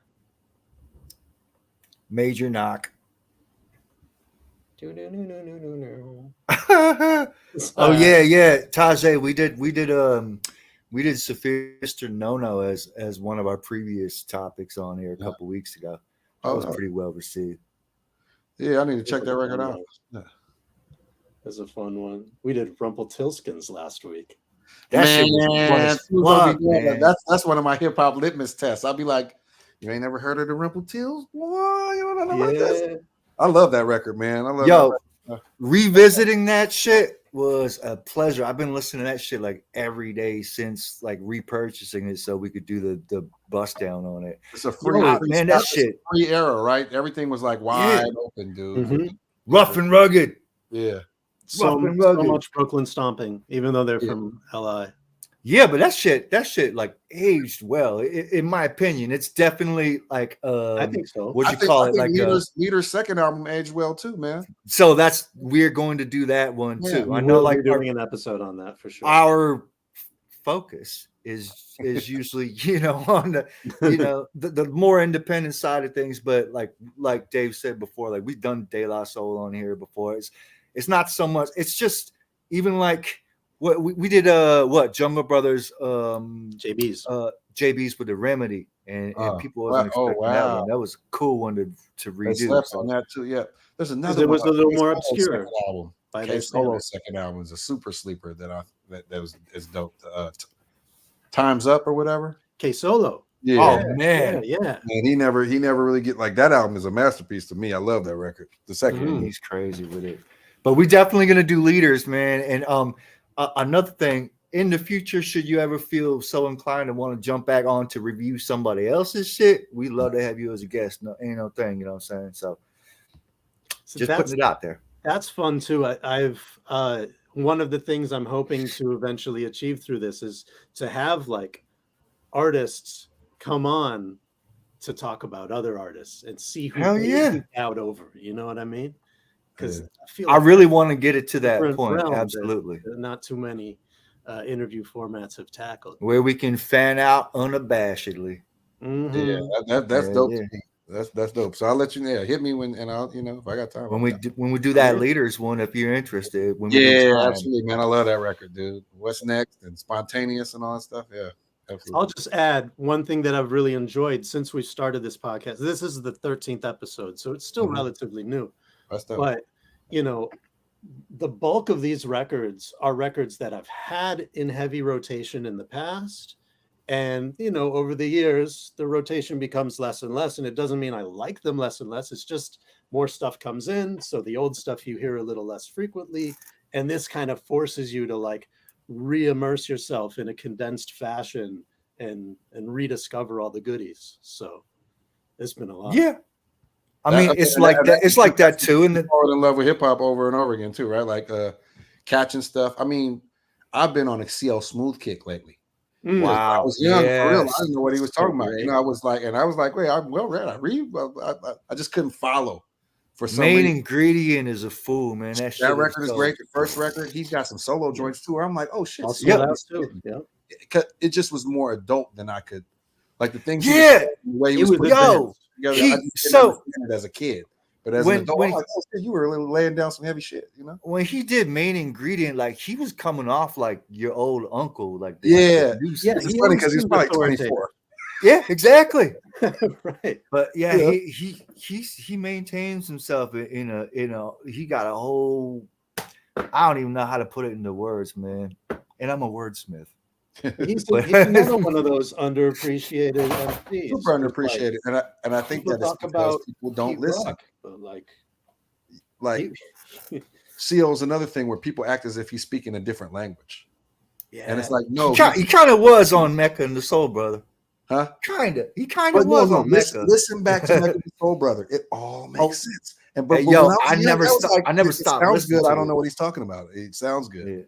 But now I'm Crucial, never neutral, bear the fruitful, pastime or something, skadoodle, Yankee Doodle. Well, it's also an era where we could, riggedy pow. Oh, yeah. Gazoo, Oh, right? absolutely. So, yeah. But I never stopped listening to that one. You know what I'm saying? Yeah. Right. Revisit some to albums to prep our way for doing a new episode. But then there's things that never left the Walkman, like Focus. I've always rocked that. There wasn't a year that went by where I was like, oh, I ain't gonna listen to that one. That's dope, man. There's certain albums. Yeah, I recently rediscovered it. Just trying to go through catalog when we're making this new record to cover new ground. Make sure that I try to go through our whole catalog before I start a new record each time, so that I don't walk on familiar ground, but also that I understand what our style is. Since we all have our personal artistic style, understanding what Souls is about is important before embarking on the Souls mission. Like this record, Focus was easy because we all do whatever we wanted to do, right? Except for we intersect and what whatever. What's the other one? Me and Opia or whatever. Groove Tonight. One other comment. How freaking literal is your album cover? I love the cover. It was focused, right? So focused. And what's funny is it just was really sunny that day. It was really sunny that day. Oh yeah. Oh, that's what it was. Okay. Yeah, and rest in peace, Vivian O took that picture. Oh, was it Jacob Rosenberg or Vivian O? I think it was Jacob Rosenberg. Yes, it is Rosenberg. He's got a new book that's coming out right now. Shout out Vivian just because I love her. But Jacob's got a new book coming out about the skate scene and coming up and Hiero and all these kind of stuff. I wish I knew the name of it, but I remember that day. It just was like, it was just so sunny. And then I didn't like the picture at first because we were going to use it as our group, our promo picture and everything. Right. But it was perfect for a Focus cover. I was like, yeah, this is it. Yeah. And even without the your classic 3-headed monster. Didn't think, well, we were pushing that Souls of Mischief line hard, because we didn't want to. That's true. Yeah, that's true. But we should have made the reference, right? Because Focus is a vision-based thing, and you're all about 3 eyes. Anyway, all 3 eyes. Focus on us. All right. Let's get on to the big shit. Yes, please. Get your wig slapped and some shit. What's that kind way?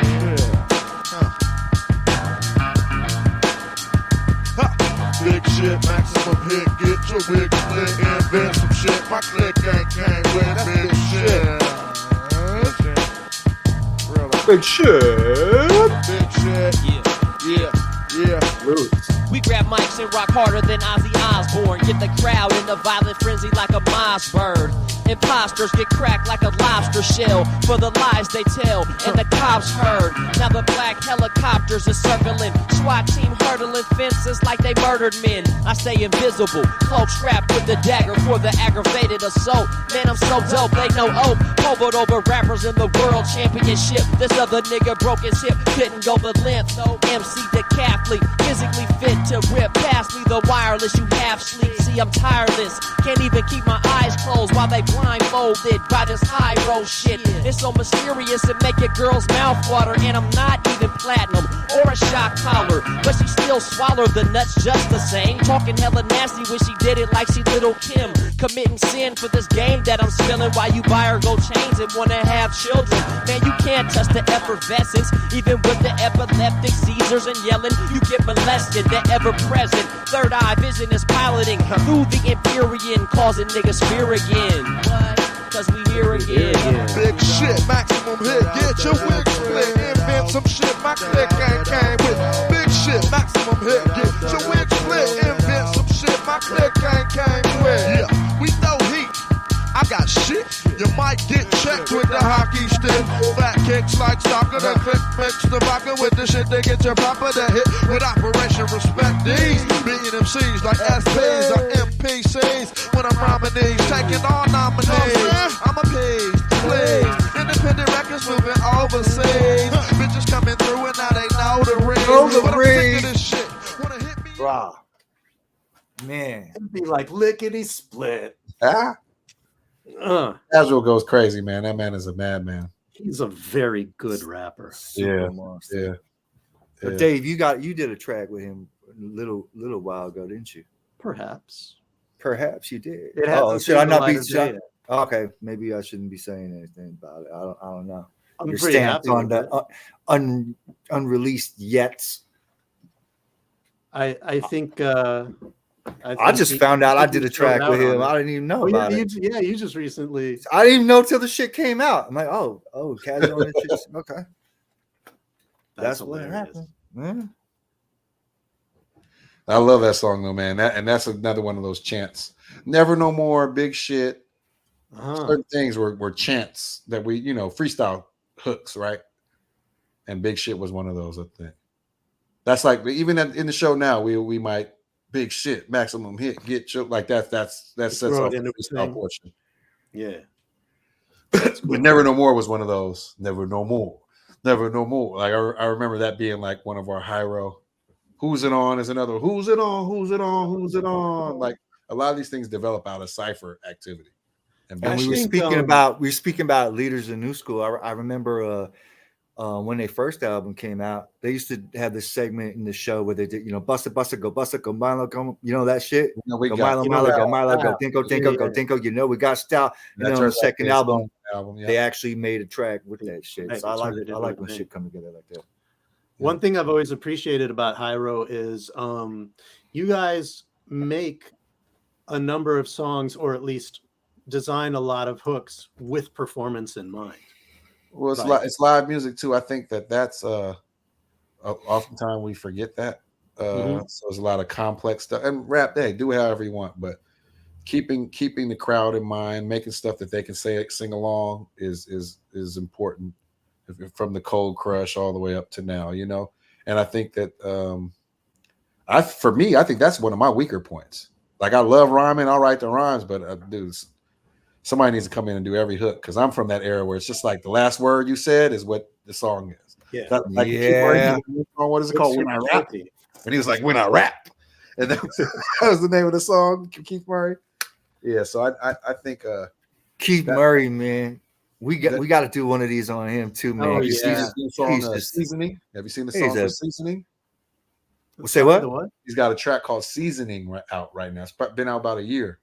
So yeah. Yo, and he sound exactly like he did then. Yeah, I like that. And well preserved. I love it. He was like, he knows how people are looking at him too. He was like, I don't care what I can't control. Keith Murray's fucking great, man. Fuck. He's one of my most listened. He's one of my most listened to MCs.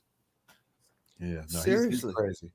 But those like that period of time for Ultra Mag said you got to do Enigma, the second album. I would love to. I agree with him. Because I feel like that's a little more unsung. You can't mention Keith Murray without somebody saying most beautifulest. Yeah. But people don't talk about the second album the same way. And there's some they don't talk about any of his subsequent albums like that. I do too.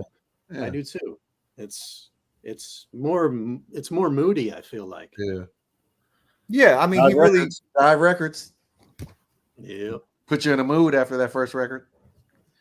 I'm just saying, dude kept making albums through the 2000s, and people was just not aware of them, and with every bit of the same lyrical caliber, in my opinion. As we got to just make. I think this is great though, dude. You're making people aware of it because music. I mean, it's not old until it's old to you. You know what I'm saying? Yeah. Like if I hear a brand new Stevie Wonder record from the 60s, I'm not going to be like, oh, I missed out on it. I'm going to be like, oh shit, a treasure. Like.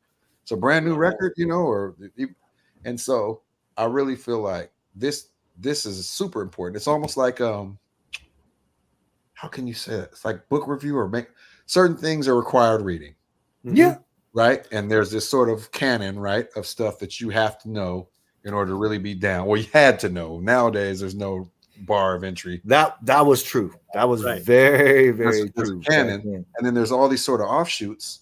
But the offshoots really built like, you think about the canon as sort of this spine, but the body is made up of all these other offshoots, right? So you have this stuff that we all know. It's true. But I mean, until Apple Music and me not having to buy every record from somebody, I didn't really explore people's catalogs like that. Like I bought the record that I liked with the song I liked on it because you had to. But like if they have 4 records prior, I wasn't buying not near one of those because I just don't know. Right now with the streaming, I'm deep digging into people's catalogs. I'm like, hell of people are really like people who you think are whack. Even you're like, what? How come I didn't hear this record? And of course, the labels didn't push it because it didn't have this pop hit on it or whatever. Right. There's a lot of good sophomore, 3rd, 4th albums out there. I mean, even Souls of Mischief. I feel like people do not know our discography. You know, it's true. They know certain songs, and even with the kids now, they know all of the because they know they're supposed to know it, right? It's like. Speaking of which, I'd be remiss if I didn't tell our audience. You want to get the Focus album? You can purchase it on iTunes. Whoa. And it's still on Bandcamp too, isn't it? I believe so. You know what? We're gonna redo our Souls Bandcamp because we got some vinyls, we got some No Man's Land instrumentals, we got all kind of stuff that I'm gonna start putting on the Souls Bandcamp. Somebody had jacked us for the name, and then we got it back, but never reloaded everything. But we got just tapes and all kind of stuff, man. I got CDs. Wow, man. Yeah. Well, if you don't have the alternate version of Big Shit and you're interested in it, I might be able to find it and rip it off the cassette. Please, I need that and Giant Steps. I'm trying to remember those. Yeah. Oh yeah, I'd love to find that Giant Steps. Hey, plus my dad, man, he's got cassettes and floppies and all kind. He's an archivist, so that's good. He probably has it somewhere. I'll look. Every crew should have at least one. Well, we try to, man. Like we got all our original reels and all that kind of stuff, man. We're trying to get them digitized so that we don't have to mess with the reels to do remixes and everything. But just with catalog in general, like it would be dope to like give Adrian Young all the acapellas and be like, put together a record with this. You know what I mean? Or even like somebody who does some sort of dub type stuff. Like it would be fresh to have. Like I want to chop and screw our stuff. I want to remix it. I want to do. I really like the idea. Like when I release a record, I always make sure that there's an instrumental version that we sell too. But I'm thinking they should put out like the acapella version for free. And then hit them with the tempo of the beat or whatever, or have them figure it out. I mean, I have two. Rap Noir has a remix album, Trap Noir, and I was just about to mention that. Power Movement has the remix album as well. So I always make my instrumentals and get them out because I have my take on my shit, but then I want to see how the instrumentals sometimes, I'm not instrumentals, but the remixes sometimes come back stronger than the original tracks, especially if I look at my algo or my scans, whatever you call it, streams. A lot of remix songs, like songs not from the original album, but from the remix albums, are higher up in ranking than the originals. On some funny shit though, I'd also like to release like an ad-lib version. It's just just to see who would fuck with it, yo. Dude, I love rap ad-libs and R&B ad-libs. That shit is I really feel like they should have a track always that's like panned a little bit so you can just sort of concentrate on the ad-libs. I'm even thinking about with certain songs, I'm trying to start putting secret messages in my ad-libs, like ad-libbing. Oh, hell, I've been doing that shit. Okay, I'm gonna go through and listen back then because I love doing that. We've done some horrible ones on Nope songs. We done some terrible ones. Terrible. I would check it out. Some shit people shouldn't be listening to, man. Let's rock this last cut. That I'm on. You have one song that I'm on where I said, I just burped, it tastes like sardines, and you had it running in the background through the whole entire track. Subliminally. So maybe somebody might wake up and like, I think I'm in the mood for some canned fish. Oh yeah.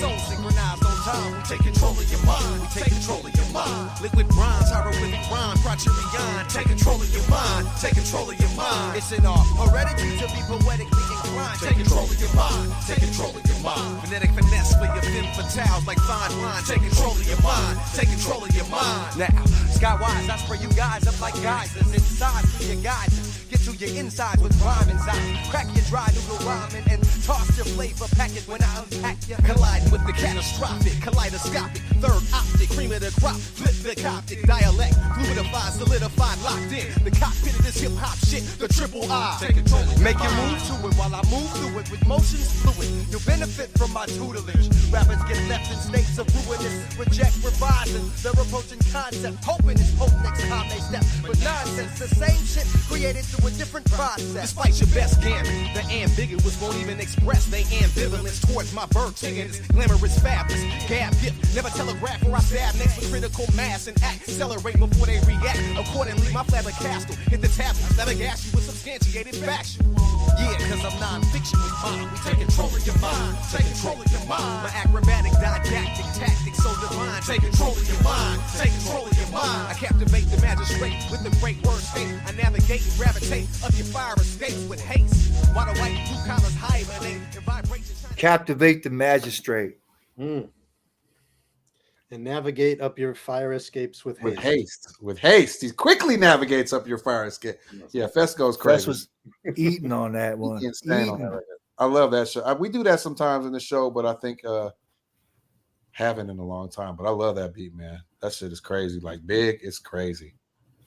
It's a little preview of Spy versus Spy. Yeah. He kind of got me on that one though, man. You know, he's talking about the ambivalence towards my vertiginous, fabulous gab gift. Never, you know what I'm saying? Never. No, I mean, he crazy. He was like treating the hook like it was a verse too. Yeah, a lot going on in there. Yo, that's another thing that you guys have done, especially Opio. He will do like instead of a standard like thing that you repeat for a hook, he'll just do like a miniature 8-bar verse for a hook or something like that. Yeah. I feel like that is something that's pretty uniquely Hiero. You don't hear that in other places. That was an influence on me too, like simplifying hooks. Because back in the day, man, it's hard, man. Words. Yeah, you want to say so much. Yeah. Nowadays, I don't even want to really say shit. Where we were rhyming, like I think I was working with Mike Malin or something, and he wrote a rhyme and kicked it. Then he doubled it up or something like that, and I was like, man, that sounds like a hook. So then he wrote another rhyme after that, and then I came in after that. But like, yeah, I like those little. Excuse me, rhyme hooks where you don't realize it's the hook until it comes back. You know, like he starts it and it's right. The verse. You kick your verse, and then that little beginning comes back. Oh, you're like, oh shit, that's the song. You know, like that's the hook. Right. I love that. You kind of can't tell until it comes back around. Yeah, but I really play tricks on the listener sometimes. Yeah, of course. Yeah, and of course, eyes, dude, I love that song. Like we gotta entertain ourselves too, no matter what. You just have to. That's true. It's true. Yeah. So there's 13 songs on this album, and this is episode 13. How about that? Hey, the planets are aligned. Hey, you look. Every Tajai project has 13 songs. Yeah. All the albums, yeah. Is that a significant number? Lucky 13. That's actually Lucky 13. My when they make jerseys, that's my jersey number too. 13. Oh, nice. Yeah. That's. Thank you for having me on the 13th. I'm happy. Word up. It's a lucky number. Awesome. This is dope though, man. Conceptually, man, this is great. Like, I think that a deeper level analysis, especially if you can get to the artist, is important, even on the more mainstream stuff. But bring an idea. Not when I say mainstream, I mean well known. Not yeah. But bringing people up to speed with this. I mean, you could dedicate a whole show to just B-sides and shit, because there's so many jewels, and sometimes they're your favorite, like the Mary J. Blige, Smith and Wesson joint. I shine, you shine. You know what I'm talking about? Like that's my favorite song, damn near by either of them. It's like a remix. You know what I mean? So it's funny you mentioned Smith and Wesson, because last week I did an interview on C-Doc's show, Peace to Ultramag, Peace to Flatline. And one of the things we talked about was how dope Enter the Stage was, but how even doper the remixes of singles were. No, you talking about like Buck 'em Gotcha Down Open. remix. Oh, Buck and 'em down, Buck 'em when down. when Buckshot started to play with melodies, and he's like, learned- oh, yeah, he did the sing-songy thing. Yeah. Both of those and records, that's what made him become like one of those it guys for a minute. Like he had his time in the limelight in the same way as a Tretch or a Drez. You know, everybody had that. There's a lot of characters in rap in the 90s that had that moment where like, okay, that's the guy. We're gonna have him on all the everybody's busy. Yeah. And I think that Brooklyn sort of dance hall island influence is what got him to singing, you know, doing the sing-songy stuff too. And it wasn't ever taken as, it wasn't like, nobody looked at it as him singing, right? No. It was just like, oh, he's just harmonizing with the track a little bit, which is interesting because he's literally singing, you know. But if he hadn't have done those remixes in that form and fashion, he might not have become that it guy for that period of time during. Those songs are what made him. Those songs are what made him big, right? It was the "I Got You Open," and then what was the other one? Buck 'em Down. Remix. Buck 'em down. Buck 'em down. And then of course, like Murder MCs killing every nigga in sight. Like he had to have those on the B sides to be like, I can still really get busy. It's not just all melody. Yeah, man, great time period, dude. I think we're in right now though one of the greatest time periods in rap, man, for real. Like I just think that there's so much chatter that it's hard to push through. But I mean, when you look at it, like the two biggest rappers in rap went back and forth and battled it out, you know, in front of everybody. Like that's huge. That they weren't scared to do that. That they weren't so protective of their careers that they punked out. I mean, right. It's like the Nas Jay-Z energy or the KRS for everybody energy, you know. But like I love the fact that that's still being maintained, and these rules are being put forth, and actually they're delineating too. You know what I'm saying? Though, like I like the fact that these are conversations that casual listeners, I think, are having now, where they're understanding like, oh, it's rules, and there are different types of rappers, and there's different types. Like that wasn't even a conversation that was being had before this Drake Kendrick thing, even, you know. And I think that the Drake Kendrick thing is inconsequential compared to the larger conversation that everybody's been having now about hip hop as a culture versus rap music, about how people use hip hop, you know, what type of MCs there are. You know, I mean, somebody said earlier, like, I think it's good, like they had Kendrick was more of a natural MC versus Drake being a trained MC. But they both, but those two, you know, it's almost like a guy with natural basketball talent versus somebody like a Kobe or Michael, you know, who works super hard at it as well. There's different positives and negatives and blind spots. Absolutely. In games. But the fact that people are even saying that kind of stuff, like, oh, you know that there's types of MCs? I thought you just listened to whatever's on the radio and, you know, and you know, like, and didn't care. But the fact that they care about types of MCs, their approaches to hip hop, what people are using hip hop for, and all that. Like, we're in a great time, dude. It's just I hope that there are more outlets that hit more people that play a larger variety. That's all I'm asking, because I feel like mainstream. When I talk about the real mainstream, that shit is bad. Like it's not, and I don't mean just like my musical taste. I mean just everything about it. I'm like. And I don't see a lot of kids fucking with it. It's almost like the 20-somethings and 30s and older people who are trying to maintain their youth are more fucking with this negative shit. Whereas like all the young kids are like, they're moving towards more emo. I'm talking about in the hood even. You know what I'm saying? Though?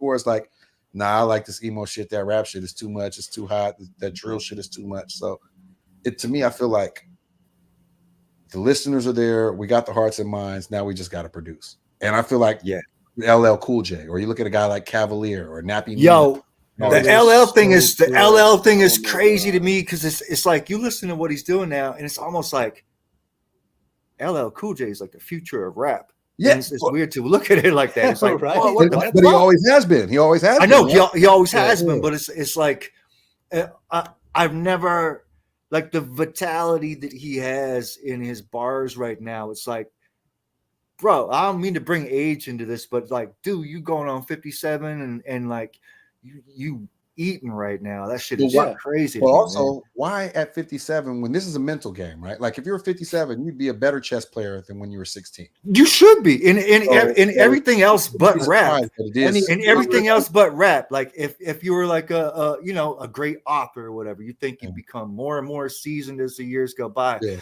But in rap, we haven't traditionally always seen that. You know, I don't want to pull no names into it. Schools are showing it though now. Though I mean, I feel like Some, watch yeah. when you hear the new Souls album, the LL joint,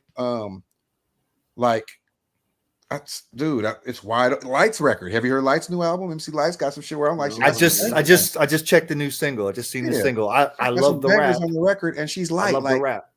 No ghost, you know, like you were like, oh, when you listen to LL, you're like, yeah, he wrote this. He's giving of himself at 57. Like he's not just giving us 20-year-old LL bullshit. You know what I'm saying? Even the girl songs are a little bit more mature and like less out in the open than he would have maybe if he was 20 years younger. But just to see the true hunger and him not phoning it in, because let's face facts, there's cats in the past that we looked up to and loved that, you know, they didn't maintain a certain level of dignification, even like they just a lot of phoning shit time too. Remember, this was supposed to come out a year and a half ago.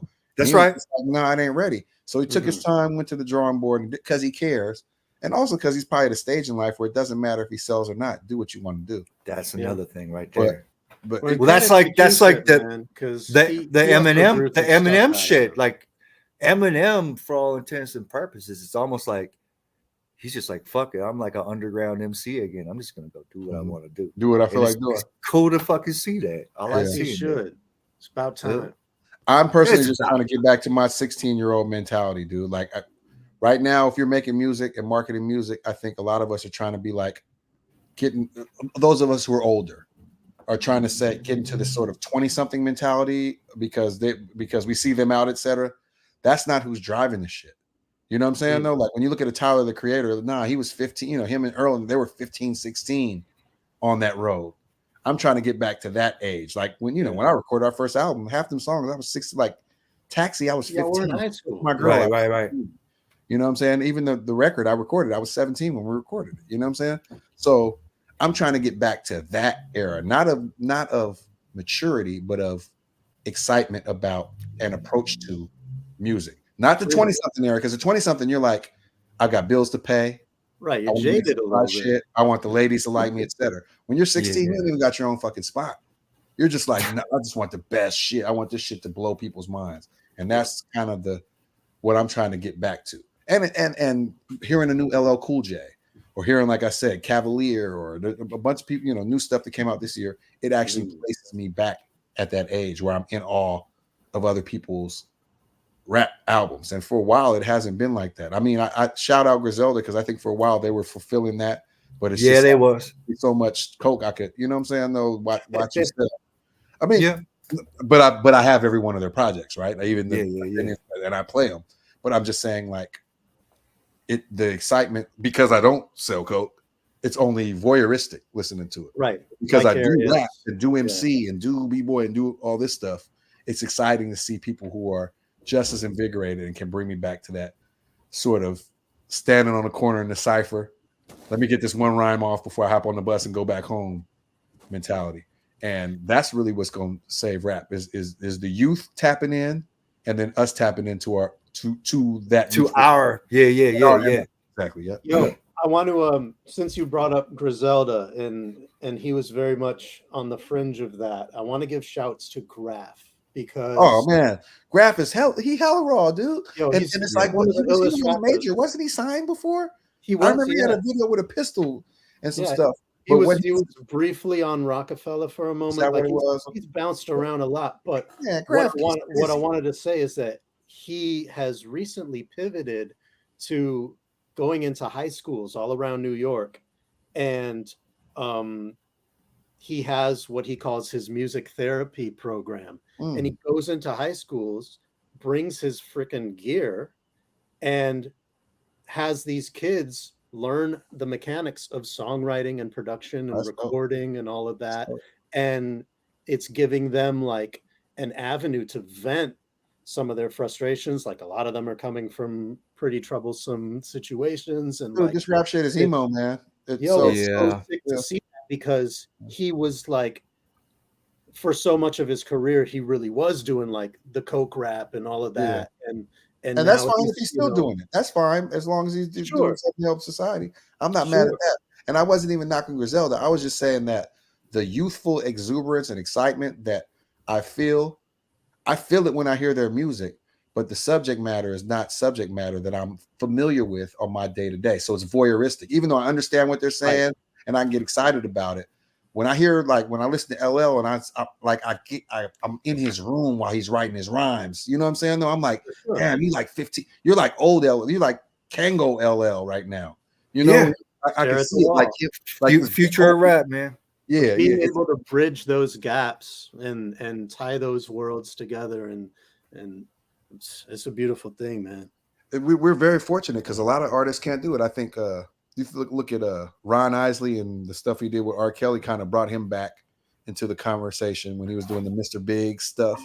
But for the most part, no artists, they get out of touch, or they get too big, or they try to make what's popular now. So they go get a Neptune's beat, and you know what I mean? Like, you know, like, hey, look, I got a Neptune's beat too. Like, okay, Janet Jackson, well, you don't really need that, but cool. You know, so it's dope that legacy artists such as ourselves or LL, not to put ourselves in the same category as LL. I know what you mean now. LL, dude. But like that, we even have the opportunity to come back and renew ourselves with these new listeners. You know what I'm saying? Like that's dope to me. And then we do our newest single at the show, and like fools go crazy. You know, they're asking us after the show, yo, is that out? Whatever. So I'm like, okay, it's still viable, and it's the same energy. We just have to be more careful about how we channel it now, because we have less time on this earth, so you don't got a lot of time to bullshit and dilly dally. And also I think about that. Yeah, and definitely think about that. Yeah, definitely. But I'm excited, dude. Like I'm saying all that to say, like, I feel like hip hop is in the best state that it's been in since the beginning. Anything goes. Since we have all these different tiers, and when I say tiers, they can be side by side. They don't have to be hierarchically arranged, but we have all these different tiers and types of music, and you can sample from all that, right? I like this, I like that. We never had those options before, partially because we couldn't afford to buy every record when it came out. You bought, you had your $10 that you saved. That was it. Bought one record, so you buying 12, not even 50 records a year, right? There wasn't even 50 records coming out over a year. So, but now there's 50 records coming out every week, and it's not even on Tuesdays. It's every day. So, and there's an audience for everything. Yeah, I wish I could train my algorism, because I hold up for a sec. The chai is calling again.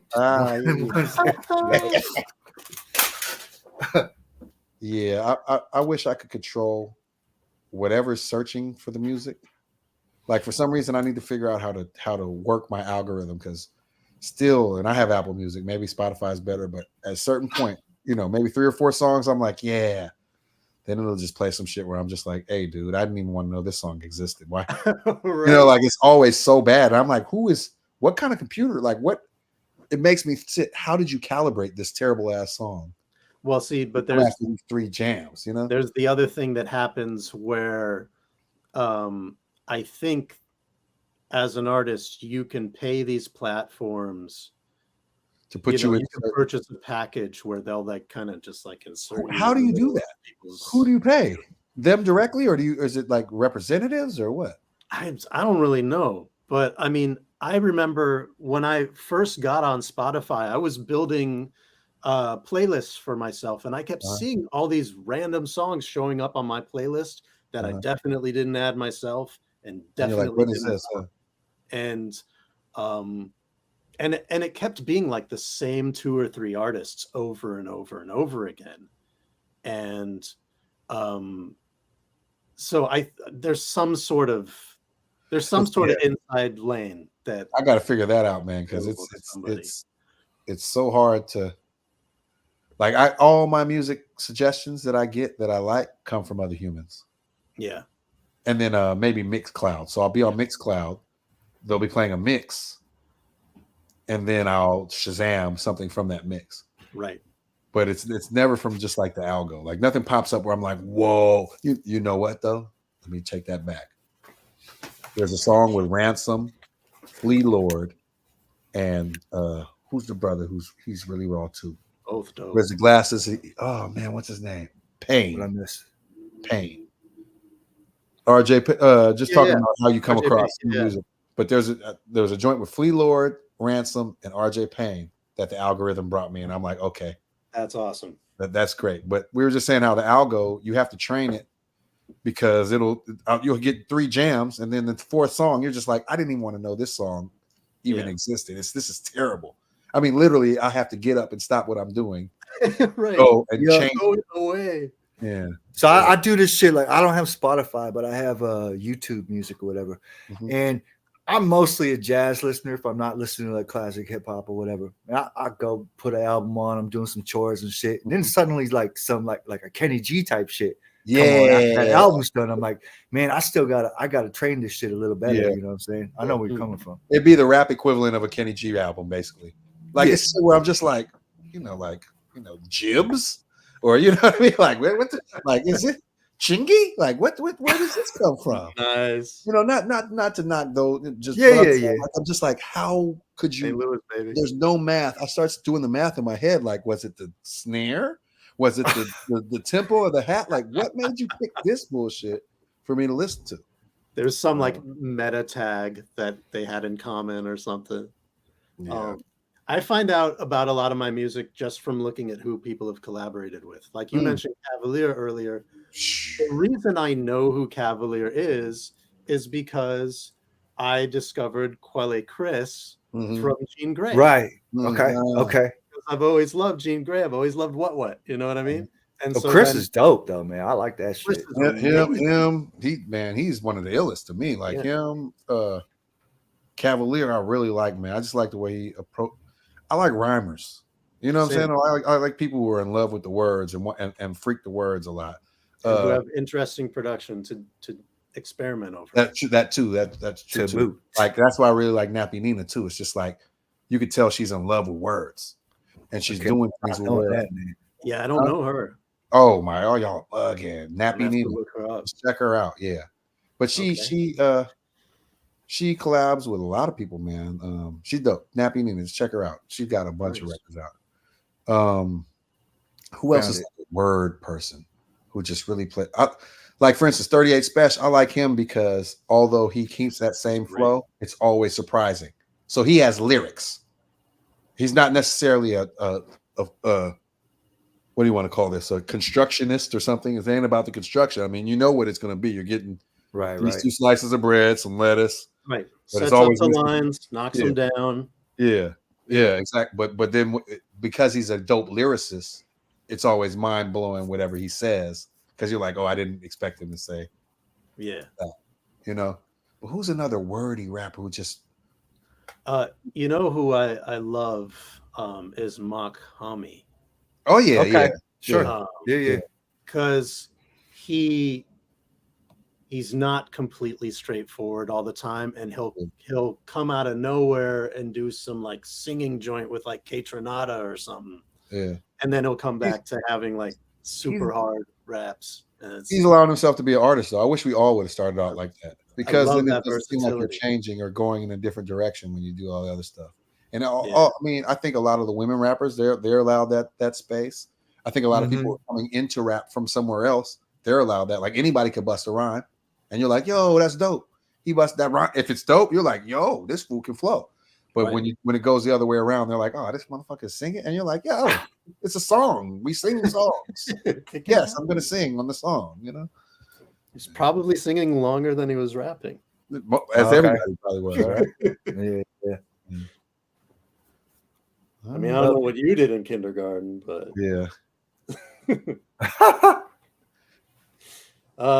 man, thank you so much for coming through. Man, I appreciate you. This is dope, man. Keep at it. Like I'm glad to be on, Lucky 13 and any other records you want to talk to us about. If you want to do a big No Man's Land expose. No. But like we've actually talked about that. Yeah, we did mention that. That's right. That was your idea, Si. But it might be a few more episodes before we get back around to Hiero again. Oh yeah. No, No, we've already had down two. the line, So I think we're starting to show favoritism over here. Yeah. Did you ever talk to any of the Rumpeltills dudes or anything like that? Because it seems like they would be eager to speak on. No, you know what? On the real, this is the idea of having the artists join us is like a new thing, because until then it's dope. we was just having some other cats or whatever, if we had anybody at all. Otherwise it was me and Dave just cracking on whatever we were listening to. But I like this we'll have to do this more often if we can facilitate it. Yeah, no doubt. Yeah. There's a couple of folks that I've been in like the insights that you've given us tonight have been like invaluable. Also like satiating my inner rap nerd to no end. But Hell yeah. But for the public, you know what I'm saying? Because I just feel at this point, like, you know, it's not to say that my run's over, but I want to, this is a thing where I feel I can give to the rap community beyond music, you know what I'm saying? So I want to highlight some things that were definitely special for myself and help guide my way too. That's dope. Right. Man. I appreciate y'all. Leave some more breadcrumbs for the treasure seekers out there. Yes.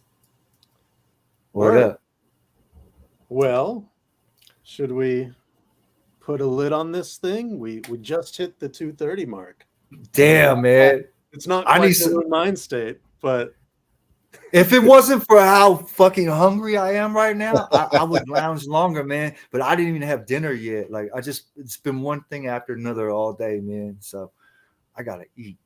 I really gotta eat. Hell yeah. I may or may not have only had like half of my dinner, and then I ran in here because I was like, oh shit, I gotta set up.